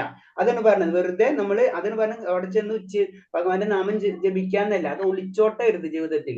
നമുക്ക് എല്ലാവരും നമ്മൾ ഗൃഹസ്ഥരാണ് അല്ലെ. അപ്പൊ ഗൃഹസ്ഥരാണെങ്കിൽ നമുക്ക് നമ്മളേതായ ഡ്യൂട്ടി ഉണ്ട്. അപ്പൊ അതിന് ഇപ്പൊ പറയുന്നത് ഒരു ദിവസം ഞാൻ നാളെ പോയിട്ട് ഇന്ന് കാശിക്ക് പോകണം, അത് തെറ്റാ. അതാണ് അതിൽ പറഞ്ഞത്. നമുക്ക് നമ്മുടെ ഡ്യൂട്ടീസ് ഉണ്ട്, അത് നമ്മൾ ചെയ്തിരിക്കണം. അത് ആത്മീയമായിട്ടും കൂടെ കണക്ട് ചെയ്തിട്ട് കാര്യങ്ങളിലേക്ക് നമ്മൾ പോകണം. അതാണ് പറഞ്ഞത്. നമ്മൾ ചെന്ന് വെറുതെ ചെന്നിരിക്കാൻ പാടില്ല. അപ്പൊ അർജുനൻ യുദ്ധം ചെയ്യണം, അത് അർജുനന്റെ ഡ്യൂട്ടിയാണ്. പക്ഷെ ആ യുദ്ധത്തിൽ നിന്ന് ഇതിനു വേണ്ടി ഞാൻ യുദ്ധം ചെയ്യണതല്ല, അതെന്റെ ധർമ്മമാണ്. ആ ധർമ്മം ഞാൻ ചെയ്യുന്നു. അത് അങ്ങനെ യുദ്ധത്തിന് വേണ്ടി അത് വരുന്നുണ്ട്. യുദ്ധത്തിന് വേണ്ടി യുദ്ധം ചെയ്യുക, അതിൽ നിന്ന് ഫലം പ്രതീക്ഷിക്കാതിരിക്കുക. അതാണ് ഭഗവാൻ പറയുന്നത്. കർമ്മനിരതനായ ജീവിതത്തിൽ നിന്നുള്ള പിൻവാങ്ങലും ഏകാന്തലും താല്പര്യം ധാരണയാണ് അർജുനൻ ഉണ്ടായിരുന്നത്. അപ്പൊ അർജുനൻ വിചാരിച്ചെന്ന് വെച്ച് കഴിഞ്ഞാൽ ഇങ്ങനെ കർമ്മം ചെയ്യാതിരുന്നു കഴിഞ്ഞാൽ പ്രശ്നമില്ലല്ലോ, കർമ്മം ചെയ്യാതിരിക്കാൻ കഴിയില്ല. അർജുന അവിടെ കർമ്മം ചെയ്തില്ലെങ്കിൽ അർജുന പാപം നൽകും. കാരണം മറ്റുള്ള നിരപരാധികൾ അവിടെ വധിക്കപ്പെടുന്നു. അതിന്റെ കാരണക്കാരൻ അർജുനായി മാറും. അതാണ് അത് പറയുന്നത്. അടുത്ത് വ്യാമി ശ്രേവേണ വാക്യേന ബുദ്ധിമോഹയ സീവമേ തദേകം വദ നിശ്ചേന ശ്രേയഹമപ്നുയം. ദ്വയാർത്ഥങ്ങൾ ഉപദേശങ്ങൾ അങ്ങനെ ബുദ്ധി അമ്പരിപ്പിക്കും. എനിക്ക് ഏറ്റവും ശ്രേയസ്കരം എന്താണെന്ന് പറഞ്ഞു തരൂ. അപ്പൊ ഇതില് അൾട്ടിമേറ്റ് അർജുനന് കാര്യങ്ങൾ കുറക്കെ മനസ്സിലാവുന്നുണ്ട്. ഭഗവാൻ ഇങ്ങനെ പറയുമ്പോൾ ഭഗവാനോട് ലാസ്റ്റ് പറയുന്നതാണ്, എനിക്ക് എന്താണ് ഭഗവാന്, ഞാൻ എന്താ ചെയ്യേണ്ടതെന്ന് പറഞ്ഞു. യുദ്ധം ചെയ്യണോ, എന്താണ് പറയേണ്ടത്, എന്താ ചെയ്യേണ്ടത്, അത് എന്നോട് പറഞ്ഞു തരൂ എന്ന് ക്ലിയർ ആയിട്ട് പറയുന്നത്. കാരണം എന്ന് വെച്ച് കഴിഞ്ഞാൽ ഇതിൽ പറയുന്നത് വെച്ച് കഴിഞ്ഞാൽ നമുക്കറിയാം ഈ പല കാര്യങ്ങളും ഭഗവാൻ 2-ാം അധ്യായത്തിൽ പല കാര്യങ്ങൾ പറഞ്ഞിട്ടുണ്ട്. സാഖ്യയോഗത്തിനെ പറ്റി പറഞ്ഞിട്ടുണ്ട്, ബുദ്ധിയോഗത്തിനെ പറ്റി പറഞ്ഞിട്ടുണ്ട്, അതുപോലെ ഇന്ദ്രിയങ്ങൾ നിയന്ത്രിക്കേണ്ട കാര്യങ്ങളെ പറ്റി പറഞ്ഞിട്ടുണ്ട്. ഇങ്ങനത്തെ എല്ലാത്തിനും ടച്ച് ചെയ്ത് പോകണ്ട 2-ാം അധ്യായം. അപ്പൊ ഇതില് അർജുനന് കൺഫ്യൂസ് ആണ്, ഏതാണ് ശരി ഏതാണ് തെറ്റ്, അത് എനിക്ക് കറക്റ്റ് ആയിട്ട് അത് മാത്രം എനിക്ക് ചെയ്താൽ മതിയല്ലോ. അതാണ് അതിൽ പറയുന്നത്. കാരണം എന്ന് വെച്ചാൽ ഇതെല്ലാതും കൂടെ ഒരു തരത്തിൽ പറഞ്ഞാൽ എല്ലാം കൂടെ കണക്കി കർമ്മയോഗവും ഭക്തിയോഗവും ഒരേപോലെ തോന്നും. എന്നാ മെഡിറ്റേഷനും ഇതൊക്കെ ഇന്റർലിങ്ക് പോലെ തോന്നും. അപ്പൊ അർജുനൻ പറഞ്ഞു ഏതാ ശരി അത് എനിക്ക് പറഞ്ഞു തരൂ. അതാണ് ഈ ശ്ലോകം പറയുന്നത്. ഇപ്പൊ ഭഗവാൻ പറയണം, യോഗാസ്മിൻ ത്രിവിധ നിഷ്ഠ പൂരപ്രോക്തമയാനക ജ്ഞാനയോഗേന സംഖ്യേനം കർമ്മയോഗേന യോഗിനം. ശ്രീ ഭഗവാൻ പറഞ്ഞു, പാപരഹിതനായ അർജുന, തത്വജ്ഞാനപരവും അനുഭവം മാത്രമുള്ള ഊഹാഭോഗങ്ങൾ നടത്തുന്നവരും ഭക്തിപൂർവ്വം സേവനം അനുഷ്ഠിക്കുന്നവരും എന്നിങ്ങനെ 2 കൂട്ടരുണ്ട്. ആത്മസാക്ഷാത്കാരം നേടാൻ ശ്രമിക്കുകയാണെന്ന് ഞാൻ മുന്നേ പറഞ്ഞിട്ടുണ്ടല്ലോ. അപ്പൊ ഭഗവാൻ ആദ്യമേ തൊട്ട് കാര്യങ്ങൾ പറഞ്ഞു കൊടുക്കണ കാരണം എന്ന് വെച്ചാൽ 2 കൂട്ടരുണ്ട്.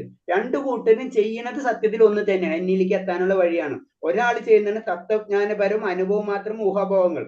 അവരെന്താണ് പല കാര്യങ്ങളും മനസ്സിലാക്കി. അതാണ് സംഖ്യാശാസ്ത്രത്തിൽ പറയുന്നത്. അവർ കാര്യങ്ങൾ മനസ്സിലാക്കി, എന്താണ് ആത്മാവ്, എന്താണ് ശരീരം, അങ്ങനെ ശരീരത്തിന് ഡിവിഷൻ, ഇങ്ങനെയൊക്കെ നമ്മൾ ജീവശാസ്ത്രം പഠിക്കുന്ന പോലെ തന്നെ അവർ പഠിക്കുന്നു. പക്ഷെ അവരുടെ ശാസ്ത്രം വേറെ രീതിയിൽ ആത്മീയമായിട്ടുള്ള ലെവലിൽ നിന്നാണ് അവർ പഠിക്കുന്നത് മാത്രമേ ഉള്ളൂ. അത് കഴിഞ്ഞിട്ട് അപ്പൊ അവരത് പഠിച്ച് ലാസ്റ്റ് അവർക്ക് എത്തും. അത് ഭഗവാൻ അറിയാം.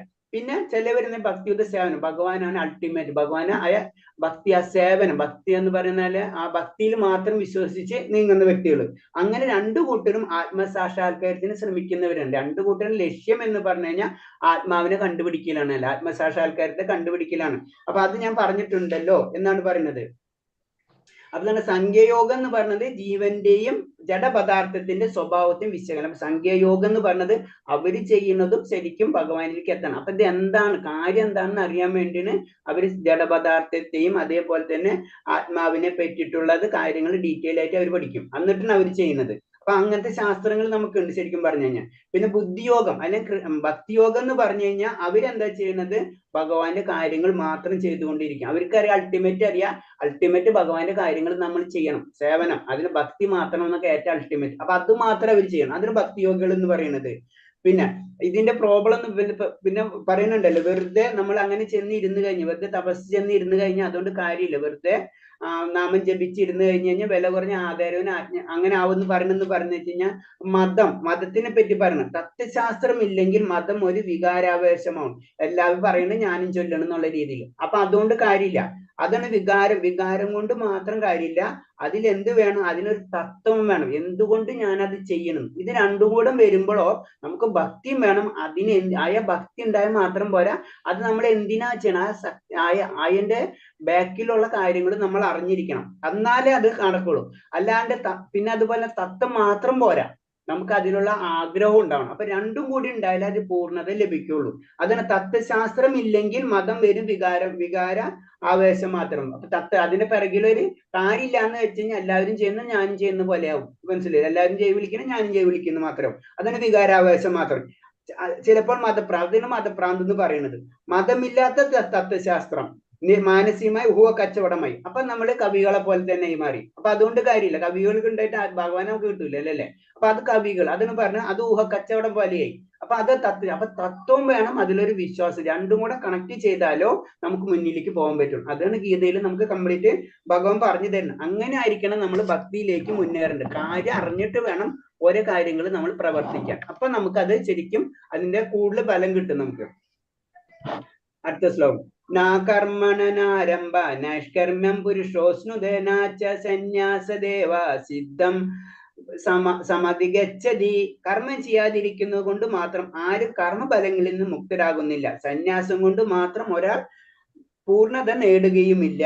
അപ്പൊ ഇതാണ് പറയുന്നത്. ഇപ്പൊ അത് കഴിഞ്ഞ ഇതിൽ പറഞ്ഞല്ലോ നമ്മള്, കർമ്മം ചെയ്യാതിരിക്കാന്ന് പറഞ്ഞു കഴിഞ്ഞാല് കർമ്മം ചെയ്യാതിരിക്കാൻ ആർക്കും കഴിയില്ല.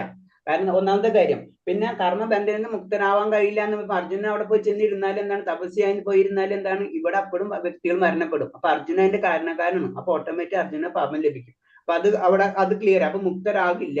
പിന്നെ അതിന് തനിക്ക് വിധിക്കപ്പെട്ട കർമ്മങ്ങൾ നിറവേറ്റി സംശുദ്ധമായിട്ട് വേണം സന്യാസം ചെയ്യാൻ. പിന്നെ സന്യാസികളെ പറ്റി പറയുന്നത്, ഇപ്പൊ നമ്മൾ ഗൃഹസ്ഥരാണ്, പെട്ടെന്ന് നമുക്ക് ഒരു ദിവസം കാശി പോയി പ്രാർത്ഥിക്കാം, അങ്ങനെ നമ്മൾ ചിന്ത ഒരു ദിവസം നമ്മള് അതിന് പറഞ്ഞ ഒളിച്ചോട്ടായി മാറി. അങ്ങനെ ചെയ്ത് കഴിഞ്ഞാൽ സന്യാസാവില്ല. അതെന്ന് പറഞ്ഞത് അവിടെ നമുക്ക് വിധിക്കപ്പെട്ട കർമ്മങ്ങൾ കംപ്ലീറ്റ് തീർത്തിയിരിക്കണം. നമ്മള് ഹൃദയശുദ്ധി ഇല്ലാതെ സന്യാസം കേവലം സാമൂഹ്യ മര്യാദയുടെ ലംഘനമാണ്.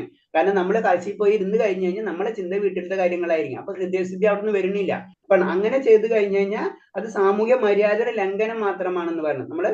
നമ്മൾക്ക് സമൂഹത്തിൽ നമ്മളെങ്ങനെ ജീവിത രീതിയുണ്ട്, അതിന് ലംഘിക്കുക മാത്രമുള്ള അതുകൊണ്ട് കാര്യമുള്ളൂ. കാരണം നമ്മൾ ക്ലിയർ ആയിട്ട് പ്യൂർ ആയിട്ട് വേണം നമ്മൾ സന്യാസത്തിലേക്ക് കടക്കാൻ. അതിന് നമ്മൾ അർത്ഥധർമ്മ കാമ മോക്ഷ എന്നുള്ള ലെവലിലേക്ക് പോയിക്കൊണ്ടിരിക്കുന്നത്. അല്ലെങ്കിൽ നമ്മൾ പറയുന്നത് ബ്രഹ്മചര്യം, ഗൃഹസ്ഥം, വാനപ്രസ്ഥം, സന്യാസം, ആ ലൈനിലേക്കാണ് നമ്മൾ. അപ്പൊ നമ്മൾ ഗൃഹസ്ഥരാണ്, പിന്നെ നമ്മൾ വാനപ്രസ്ഥത്തിൽ കടക്കണം, പിന്നെ സന്യാസം, അങ്ങനെ ഗ്രാജുവലായിട്ട് മാർക്കണം. അല്ലാണ്ട് പെട്ടെന്ന് നമ്മൾ അത്ര വലിയ ആചാര്യന്മാരല്ല. ഇപ്പൊ നമ്മള് ഇപ്പൊ ശങ്കരാചാര്യരോ അല്ലെങ്കിൽ ചൈതന്യ മഹാപ്രഭു അങ്ങനെ ഗുരുക്കന്മാരൊന്നും നമ്മളല്ല. അവരെ കാറ്റഗറി വേറെയാ. അപ്പൊ നമ്മൾ സാധാരണ ലെവലിൽ നമ്മളിത് പതുക്കെ ഉയർന്ന് നമുക്ക് പോകാൻ പറ്റുള്ളൂ. അല്ലാന്ന് കഴിഞ്ഞാൽ അത് വെറും ഫെയിലിയർ. അതുകൊണ്ട് അതിന് പറയുന്ന സന്യാസം കൊണ്ട് ഒരാൾ പരിപൂർണത നേടുകയില്ല എന്ന് പറഞ്ഞത്. നമുക്ക് ചെയ്യാൻ പറ്റുന്ന കാര്യം ഇത്രേ ഉള്ളൂ. സ്വല്പം അഭ്യസ്യ ത്രായതേ മഹത്വ ഭയത്. കുറച്ചെങ്കിലും ഭഗവാന്റെ, അതായത് 2-ാം അധ്യായത്തിൽ 40-ാമത്തെ ശ്ലോകത്തിൽ പറയണ അതാണ് നമ്മൾ സ്വല്പം അഭ്യസ്യ ധർമ്മസ്യ ത്രായതോ മഹത്വഭത്. ഭഗവാന്റെ കാര്യം കുറച്ചെങ്കിലും നമുക്ക് ചെയ്യാൻ പറ്റുന്ന കാര്യങ്ങൾ നമ്മൾ ചെയ്യാം. അതുകൊണ്ട് നമുക്ക് വലിയ വലിയ ഭയങ്ങളിൽ നിന്ന് നമ്മളെ രക്ഷിക്കും എന്നാണ് പറയുന്നത്. അതാണ് നമ്മൾ ചെയ്ത് അതിലേക്ക് പതുക്കെ നമ്മൾ ഉയരണം എന്നാ പറയുന്നത്. അടുത്ത ശ്ലോകം. നഹി കശ്ചിത് ക്ഷണമഭി ജാതുദിഷ്ട്യത് കർമാഗതേ കാര്യതേ ഹവ്യസ്യ കർമ്മ സർവ പ്രകൃതി ജയഗുണ. ഭൗതിക പ്രകൃതിയുടെ ത്രിഗുണങ്ങളിൽ നിന്നുളവാകുന്ന വാസനകൾക്കനുസരിച്ച് ഓരോ മനുഷ്യനും കർമ്മം ചെയ്യാൻ നിർബന്ധനാണ്. ആർക്കും ഒരൊറ്റ നിമിഷം കർമ്മത്തിൽ നിന്ന് ഒഴിഞ്ഞു നിൽക്കാൻ കഴിയില്ല. അപ്പൊ നമുക്കറിയാം, നമ്മള് ഭൗതിക ലോകത്തിലേക്ക് വന്നു കഴിഞ്ഞു. അപ്പൊ അതിന്റെ ഓരോ കാര്യം നമുക്ക് ഇന്ദ്രിയങ്ങളുണ്ട്, ഓട്ടോമാറ്റിക് നമുക്ക് ആകൃഷ്ടരായിക്കൊണ്ടിരിക്കും. അപ്പൊ അതിനനുസരിച്ച് നമ്മൾ ഓരോ കാര്യങ്ങൾ ചെയ്തുകൊണ്ടിരിക്കും. അതാണ് നമ്മൾ മനുഷ്യൻ കർമ്മം ചെയ്യാൻ നിർബന്ധിതരായിക്കൊണ്ടിരിക്കും എന്ന് പറയുന്നത്. നമ്മൾ അവിടെ ചെന്ന് കഴിഞ്ഞാൽ, ഇപ്പൊ ഒരു ചെറിയ കുട്ടീനെ നമ്മൾ ഉത്സവപ്പറമ്പിൽ പോയി കഴിഞ്ഞാൽ ആ കുട്ടി കളിപ്പാട്ടങ്ങൾ നോക്കി കരയുക അല്ലെങ്കിൽ ചിരിക്കുന്നതൊക്കെ ചെയ്തുകൊണ്ടിരിക്കുകയല്ലേ എന്ന് പറഞ്ഞ പോലെ നമ്മൾ ഭൗതിക ലോകത്തിലേക്ക് വന്നു കഴിഞ്ഞാൽ ആ ത്രികോണങ്ങൾ കാണുന്നതോടുകൂടി അല്ലെങ്കിൽ ത്രികോണങ്ങളുടെ ബന്ധസ്ഥരായി കഴിഞ്ഞു. അപ്പൊ അതിനനുസരിച്ച് നമ്മൾ ഇങ്ങനെ വർക്ക് ചെയ്തുകൊണ്ടിരിക്കുന്ന പറയുന്നത്. ആർക്കും ഒരൊറ്റ നിമിഷം പോലും കർമ്മത്തിൽ നിന്ന് ഒഴിഞ്ഞു നിൽക്കാൻ കഴിയില്ല. അങ്ങനെ കർമ്മത്തിൽ നിന്ന് ഒഴിഞ്ഞ് നമുക്ക് പോകാൻ കഴിയില്ല. നമുക്ക് പോകാൻ കഴിയും. അതിന് ലാസ്റ്റ് ഭഗവാൻ 18-ാം അധ്യായത്തിൽ എന്ന് പറയുന്നത് സന്യാസത്തിന്റെ പരിപൂർണത. നമ്മ പഠിക്കുന്ന കർമ്മയോഗം. അപ്പൊ കർമ്മം നമ്മൾ ചെയ്യേണ്ട ആ കർമ്മം നമ്മൾ ഭഗവാനിലേക്ക് സമർപ്പിക്കേണ്ട രീതിയിലേക്ക് പതുക്കെ പതുക്കെ നമ്മൾ ഉയർത്തിക്കൊണ്ടുവരണം. അപ്പൊ കർമ്മം ഏതൊരു മനുഷ്യനും ചെയ്തുകൊണ്ടിരിക്കും എന്നാണ് പറയുന്നത്. ശരീരത്തിനെങ്കിലും എപ്പോഴും പ്രവർത്തിച്ചുകൊണ്ടിരിക്കുക എന്നതാണ് ജീവാത്മാവിന്റെ സ്വഭാവം. അതാണ്. ശരീരത്തിലാണെങ്കിലും എപ്പോഴും പ്രവർത്തിച്ചുകൊണ്ടിരിക്കും. ആത്മാവിനാൽ പ്രവർത്തിക്കുന്ന ഒരു ജഡ വാഹനമാണ് ശരീരം. ശരീരം എന്ന് പറയുന്നത് ഒരു കാറും അതിനുള്ളിൽ ഡ്രൈവർ എന്ന് പറയുന്നത് ആത്മാവുമാണ്. ആത്മാവുമായ ശക്തിയിൽ പ്രേരിതനായി പ്രവർത്തനങ്ങൾ മുഴുകിയിരിക്കാം. അപ്പൊ ആത്മാവ് എന്ന് പറയുന്നത് ഭൗതിക പ്രകൃതിയുടെ ശക്തിയിൽ ഇങ്ങനെ സഞ്ചരിച്ചുകൊണ്ടിരിക്കുകയാണ്. അതാണ് ആത്മാവ് ഡയറക്റ്റ് റോളില്ല, കറക്റ്റ് റോളുകൾ ഇരിക്കുന്നത് മുഴുവനും ഭൗതിക പ്രകൃതിയിലാണ്. അപ്പൊ അതിനനുസരിച്ച് ഇപ്പൊ പറയില്ല ഓട്ടോമാറ്റിക് കാറ് പോലെ തന്നെ അതിങ്ങനെ വർക്ക് ചെയ്തുകൊണ്ടിരിക്കുന്നു മാത്രമേ ഉള്ളൂ. അതാണ് ആത്മാവ്. ആത്മാവ് ശരിക്കും അതിന് ഡയറക്റ്റ് ഒരു ലിങ്കും ഇല്ല. ഹരേ കൃഷ്ണ. ഒരു സെക്കൻഡ് മ്യൂട്ട് ചെയ്തോട്ടെ.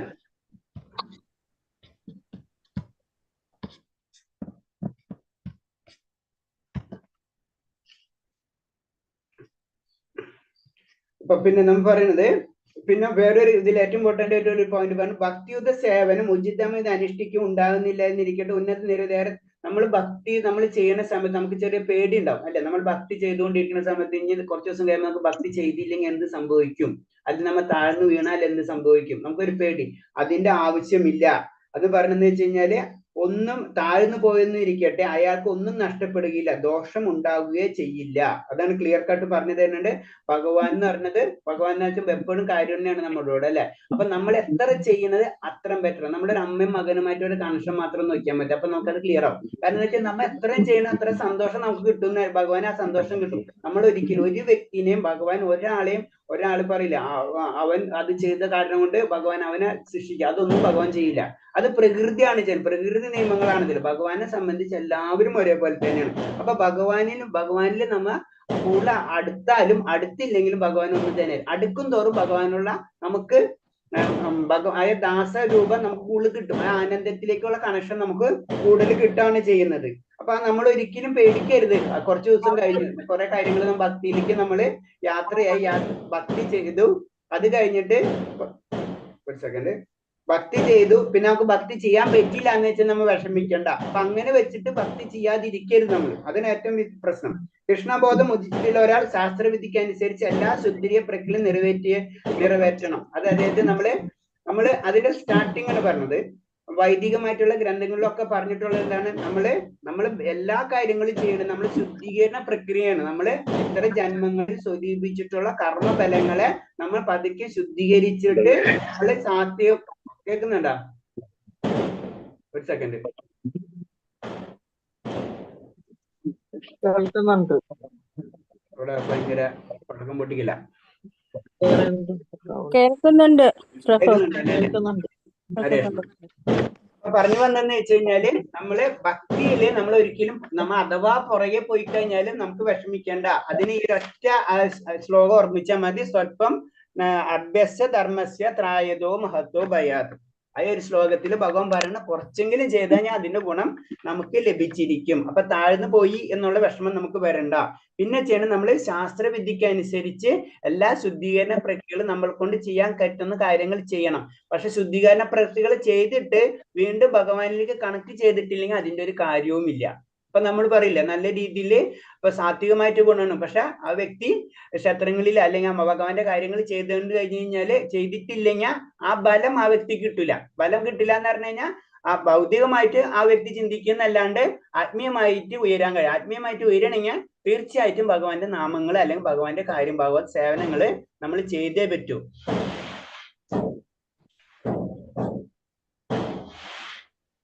അടുത്ത ശ്ലോകം. കർമ്മേന്ദ്രിയാണി സംയമ്യ ആസ്തമനോസ്മരൻ ഇന്ദ്രിയാണിർത്തൻ വിമൂഢാത്മാ മിഥ്യാചരൗ സ ഉച്യതേ. കർമ്മേന്ദ്രിയങ്ങളെ നിയന്ത്രിച്ചാലും വിഷയങ്ങൾ മനസ്സിനെ വ്യാപരിച്ചുകൊണ്ടിരുന്നവൻ സ്വയം ഭ്രമിക്കുകയാണ്, കപട നാട്യക്കാരൻ എന്നാണ് അയാളെ പറയേണ്ടത്. പിന്നെ നമുക്ക് ആഗ്രഹങ്ങൾ വെച്ചു പുലർത്തും നമ്മൾ, പക്ഷെ നമ്മള് മറ്റുള്ളവരുടെ മുന്നിൽ അത് പ്രകടിപ്പിക്കില്ല. അങ്ങനെ ചെയ്തിട്ട് ഒരു കാര്യമില്ല. നമ്മ ഭക്തി ഉണ്ടെന്ന് പറഞ്ഞ് നമ്മള് പുറമെ ഭക്തി ഉണ്ടാവും, ഉള്ളില് ഭക്തി ഉണ്ടാവില്ല. അതുകൊണ്ട് കാര്യമില്ല. അവനെ കപട നാട്യക്കാരൻ എന്നാണ് പറയുന്നത്. ദാനം അഭിനയിച്ചുകൊണ്ട് മനസ്സ് ഇന്ദ്രിയങ്ങൾ മുഴുകുന്നു. ഇപ്പൊ നമ്മള് അറിയാം ഇപ്പൊ യോഗാഭ്യാസം ഇതിനൊക്കെ പോകാറുണ്ട് അല്ലെ. അവിടെ ചെന്നിട്ട് നമ്മൾ മെഡിറ്റേഷൻ ചെയ്യാൻ പറയും. മെഡിറ്റേഷൻ ചെയ്യുന്ന മാത്രമേ ഉള്ളൂ, നമ്മളെ ചിന്ത വേറെ പല കാര്യങ്ങളായിരിക്കും. അപ്പൊ അതുകൊണ്ട് കാര്യമില്ല എന്ന് പറയുന്നത്. സാമൂഹ്യ മര്യാദയ്ക്ക് അനുസരിച്ച് ഇന്ദ്രിയ സുഖമാവാം. നമുക്ക് ഭഗവാൻ ഇന്ദ്രിയങ്ങൾ തന്നിട്ടുണ്ടെങ്കിൽ ഇന്ദ്രിയ സുഖമാവാം, നമുക്കത് ചെയ്യാം. തന്റെ സ്ഥിതിക്ക് അനുസരിച്ചുള്ള നിബന്ധനകൾ അംഗീകരിച്ചുകൊണ്ട് ചെയ്യുന്നതെങ്കിൽ ക്രമേണ ജീവിത ശുദ്ധി നേടുകയും ചെയ്യാം. പക്ഷെ ഒരു കണ്ടീഷൻ ഉള്ളതെന്ന് വെച്ച് കഴിഞ്ഞാൽ അത് നമ്മൾ ചെയ്യേണ്ടത് നമ്മളെ ചില നിബന്ധനകൾക്ക് അനുസരിച്ച് വേണം നമ്മളെ ഇന്ദ്രിയ സുഖം അനുഭവിക്കേണ്ടത്. അല്ലെങ്കിൽ നമ്മൾ മൃഗത്തിന്റെ പോലെയായി മാറും. നമുക്ക് ഇന്ദ്രിയ സുഖം കാരണം എന്ന് വെച്ച് കഴിഞ്ഞാൽ നമ്മളെ പ്രകൃതിക്ക് അനുസരിച്ച് നമ്മൾ മനുഷ്യ പ്രകൃതിയാണെങ്കിലും ഭൗതിക ലോകത്തിൽ വന്ന നിലയ്ക്ക് നമുക്ക് ഇന്ദ്രിയ സുഖങ്ങൾ വേണം നമുക്ക്, അല്ലാണ്ട് നമുക്ക് പറ്റില്ല. നമ്മൾ അങ്ങനത്തെ ഒരു ലോകത്തിലേക്ക് വന്നു കഴിഞ്ഞു. അപ്പൊ പറയില്ല മരുഭൂമിയിൽ കഴിഞ്ഞ് വെള്ളം കുടിക്കേണ്ട അവസ്ഥയാണ്, മരുഭൂമിയിൽ വെള്ളം കുടിക്കാണ്ടിരിക്കാൻ പറ്റില്ല എന്ന് പറഞ്ഞ പോലെ തന്നെ നമ്മൾ ഭൗതിക ലോകത്തിലേക്ക് വന്നു കഴിഞ്ഞ് ഇന്ദ്രിയ സുഖം ഇല്ലാതെ നമുക്ക് പറ്റില്ല. അതൊക്കെ പക്ഷെ എന്താന്ന് വെച്ച് കഴിഞ്ഞാല് അത് ലിമിറ്റഡ് ആയിരിക്കും നമ്മൾ ഉപയോഗിക്കണം. അങ്ങനെ പതുക്കെ ശുദ്ധീകരിച്ചു കൊണ്ടുവരണം. അപ്പൊ അങ്ങനെ നമുക്ക് പറ്റുള്ളൂ. അതാണ് അതിന് പറയുന്നത്. നമുക്ക് ആസക്തി എന്തായാലും ഉണ്ടാവും. ആ ആസക്തി കുറച്ച് നിയന്ത്രിച്ച് നമ്മൾ കൊണ്ടുവരണം.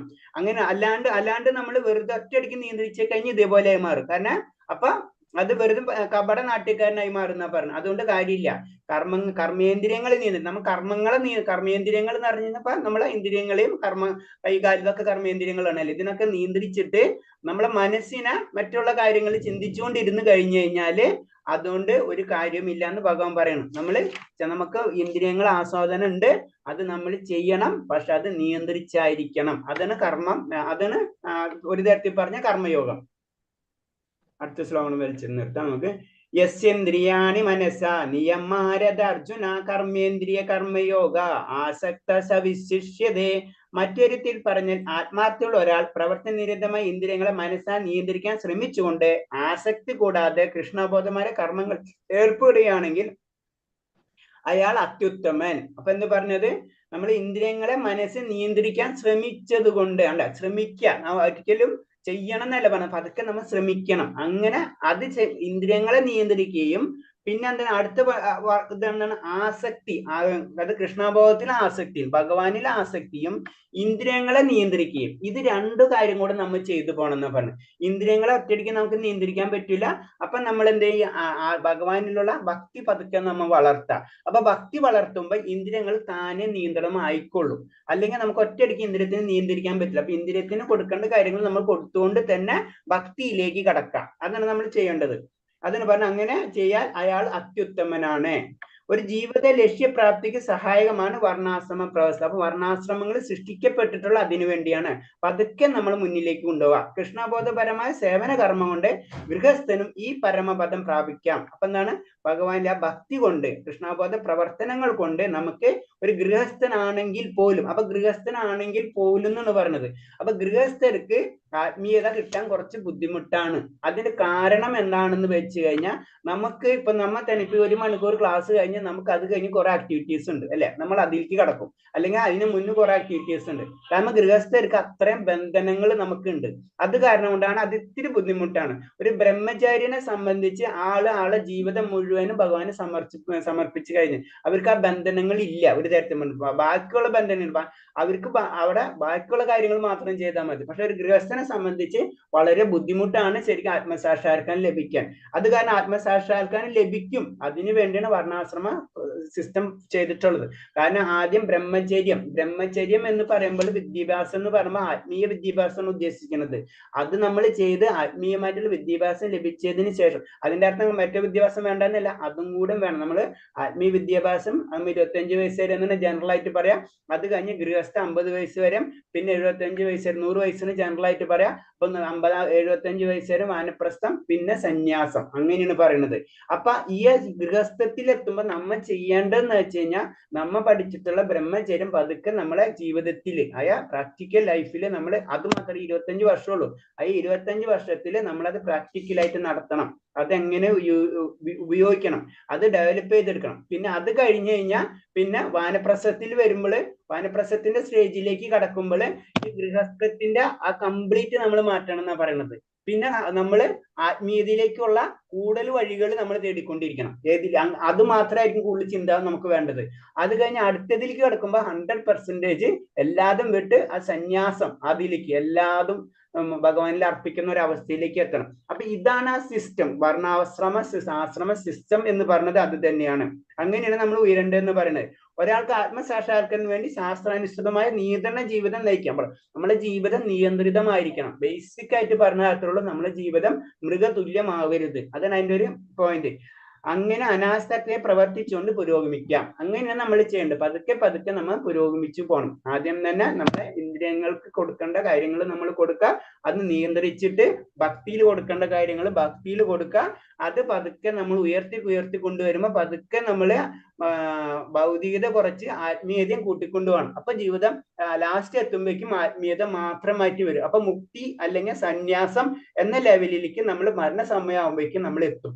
അപ്പോഴാണ് നമ്മള് അന്ധകാലേച്ച മാമേവ സ്മരൺ മുക്ത കലവരം, ഭഗവാനെ ആ സമയത്ത് നമ്മൾ ഭഗവാനെ മരണ സമയത്തായാലും നമ്മൾ ഓർമ്മിക്കപ്പെടണം, ഭഗവാനെ ഓർമ്മിക്കണം. ആ മരണവേദനയിലും ഭഗവാനെ ഓർമ്മിക്കണം. ആ ലെവലിലേക്ക് നമ്മൾ ഉയരണം. അതാണ് പറയുന്നത്. അപ്പൊ അങ്ങനെയാണ് നമ്മൾ ചെയ്തു കൊണ്ടുവരേണ്ടത്. ഹരേ കൃഷ്ണ. നമുക്ക് നിർത്താം. ഇപ്പം പറഞ്ഞതില് ഇപ്പൊ 2-ാം അധ്യായത്തില് പറഞ്ഞു വരുന്നത് കർമ്മം എന്ന് പറയുമ്പോൾ കർമ്മം ചെയ്യാതെ ആർക്കും ചെയ്യാതിരിക്കാൻ പറ്റില്ല.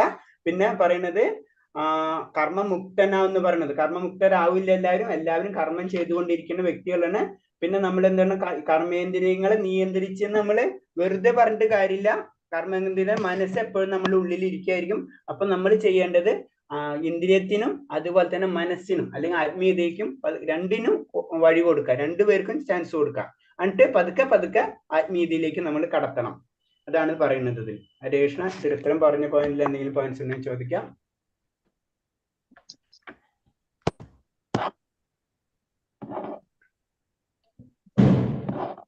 ബുക്ക് എല്ലാവരും വായിക്കണം കേട്ടാ. ഹരേ കൃഷ്ണ. അപ്പൊ ഇതിൽ പോയിന്റ്സ് ഉണ്ടെങ്കിൽ ചോദിക്കണം. ഇത്തരം പറഞ്ഞ പോയിന്റ്സ് മനസ്സിലായില്ലേ? പിന്നെ ക്ലാസ്സിൽ എന്തെങ്കിലും പോയിന്റ്സ് ഉണ്ടെങ്കിൽ പറയണം. ഞാൻ ക്ലാസ് എടുക്കണതിൽ എന്തെങ്കിലും ഇഷ്യൂസ് ഉണ്ടെങ്കിലും പറയണം.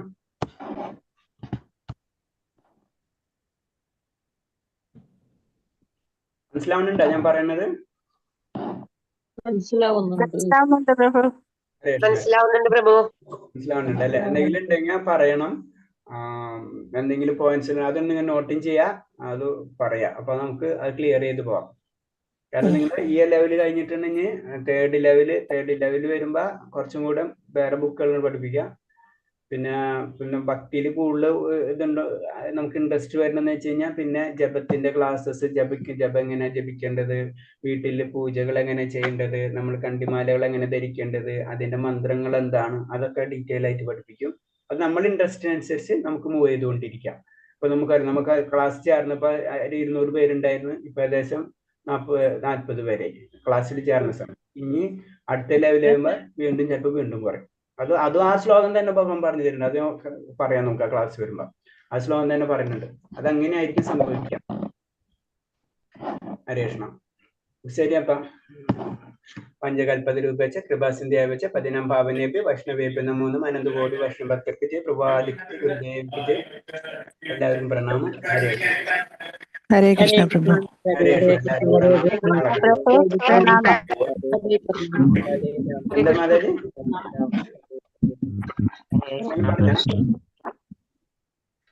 ഹരേ കൃഷ്ണ. ശരി.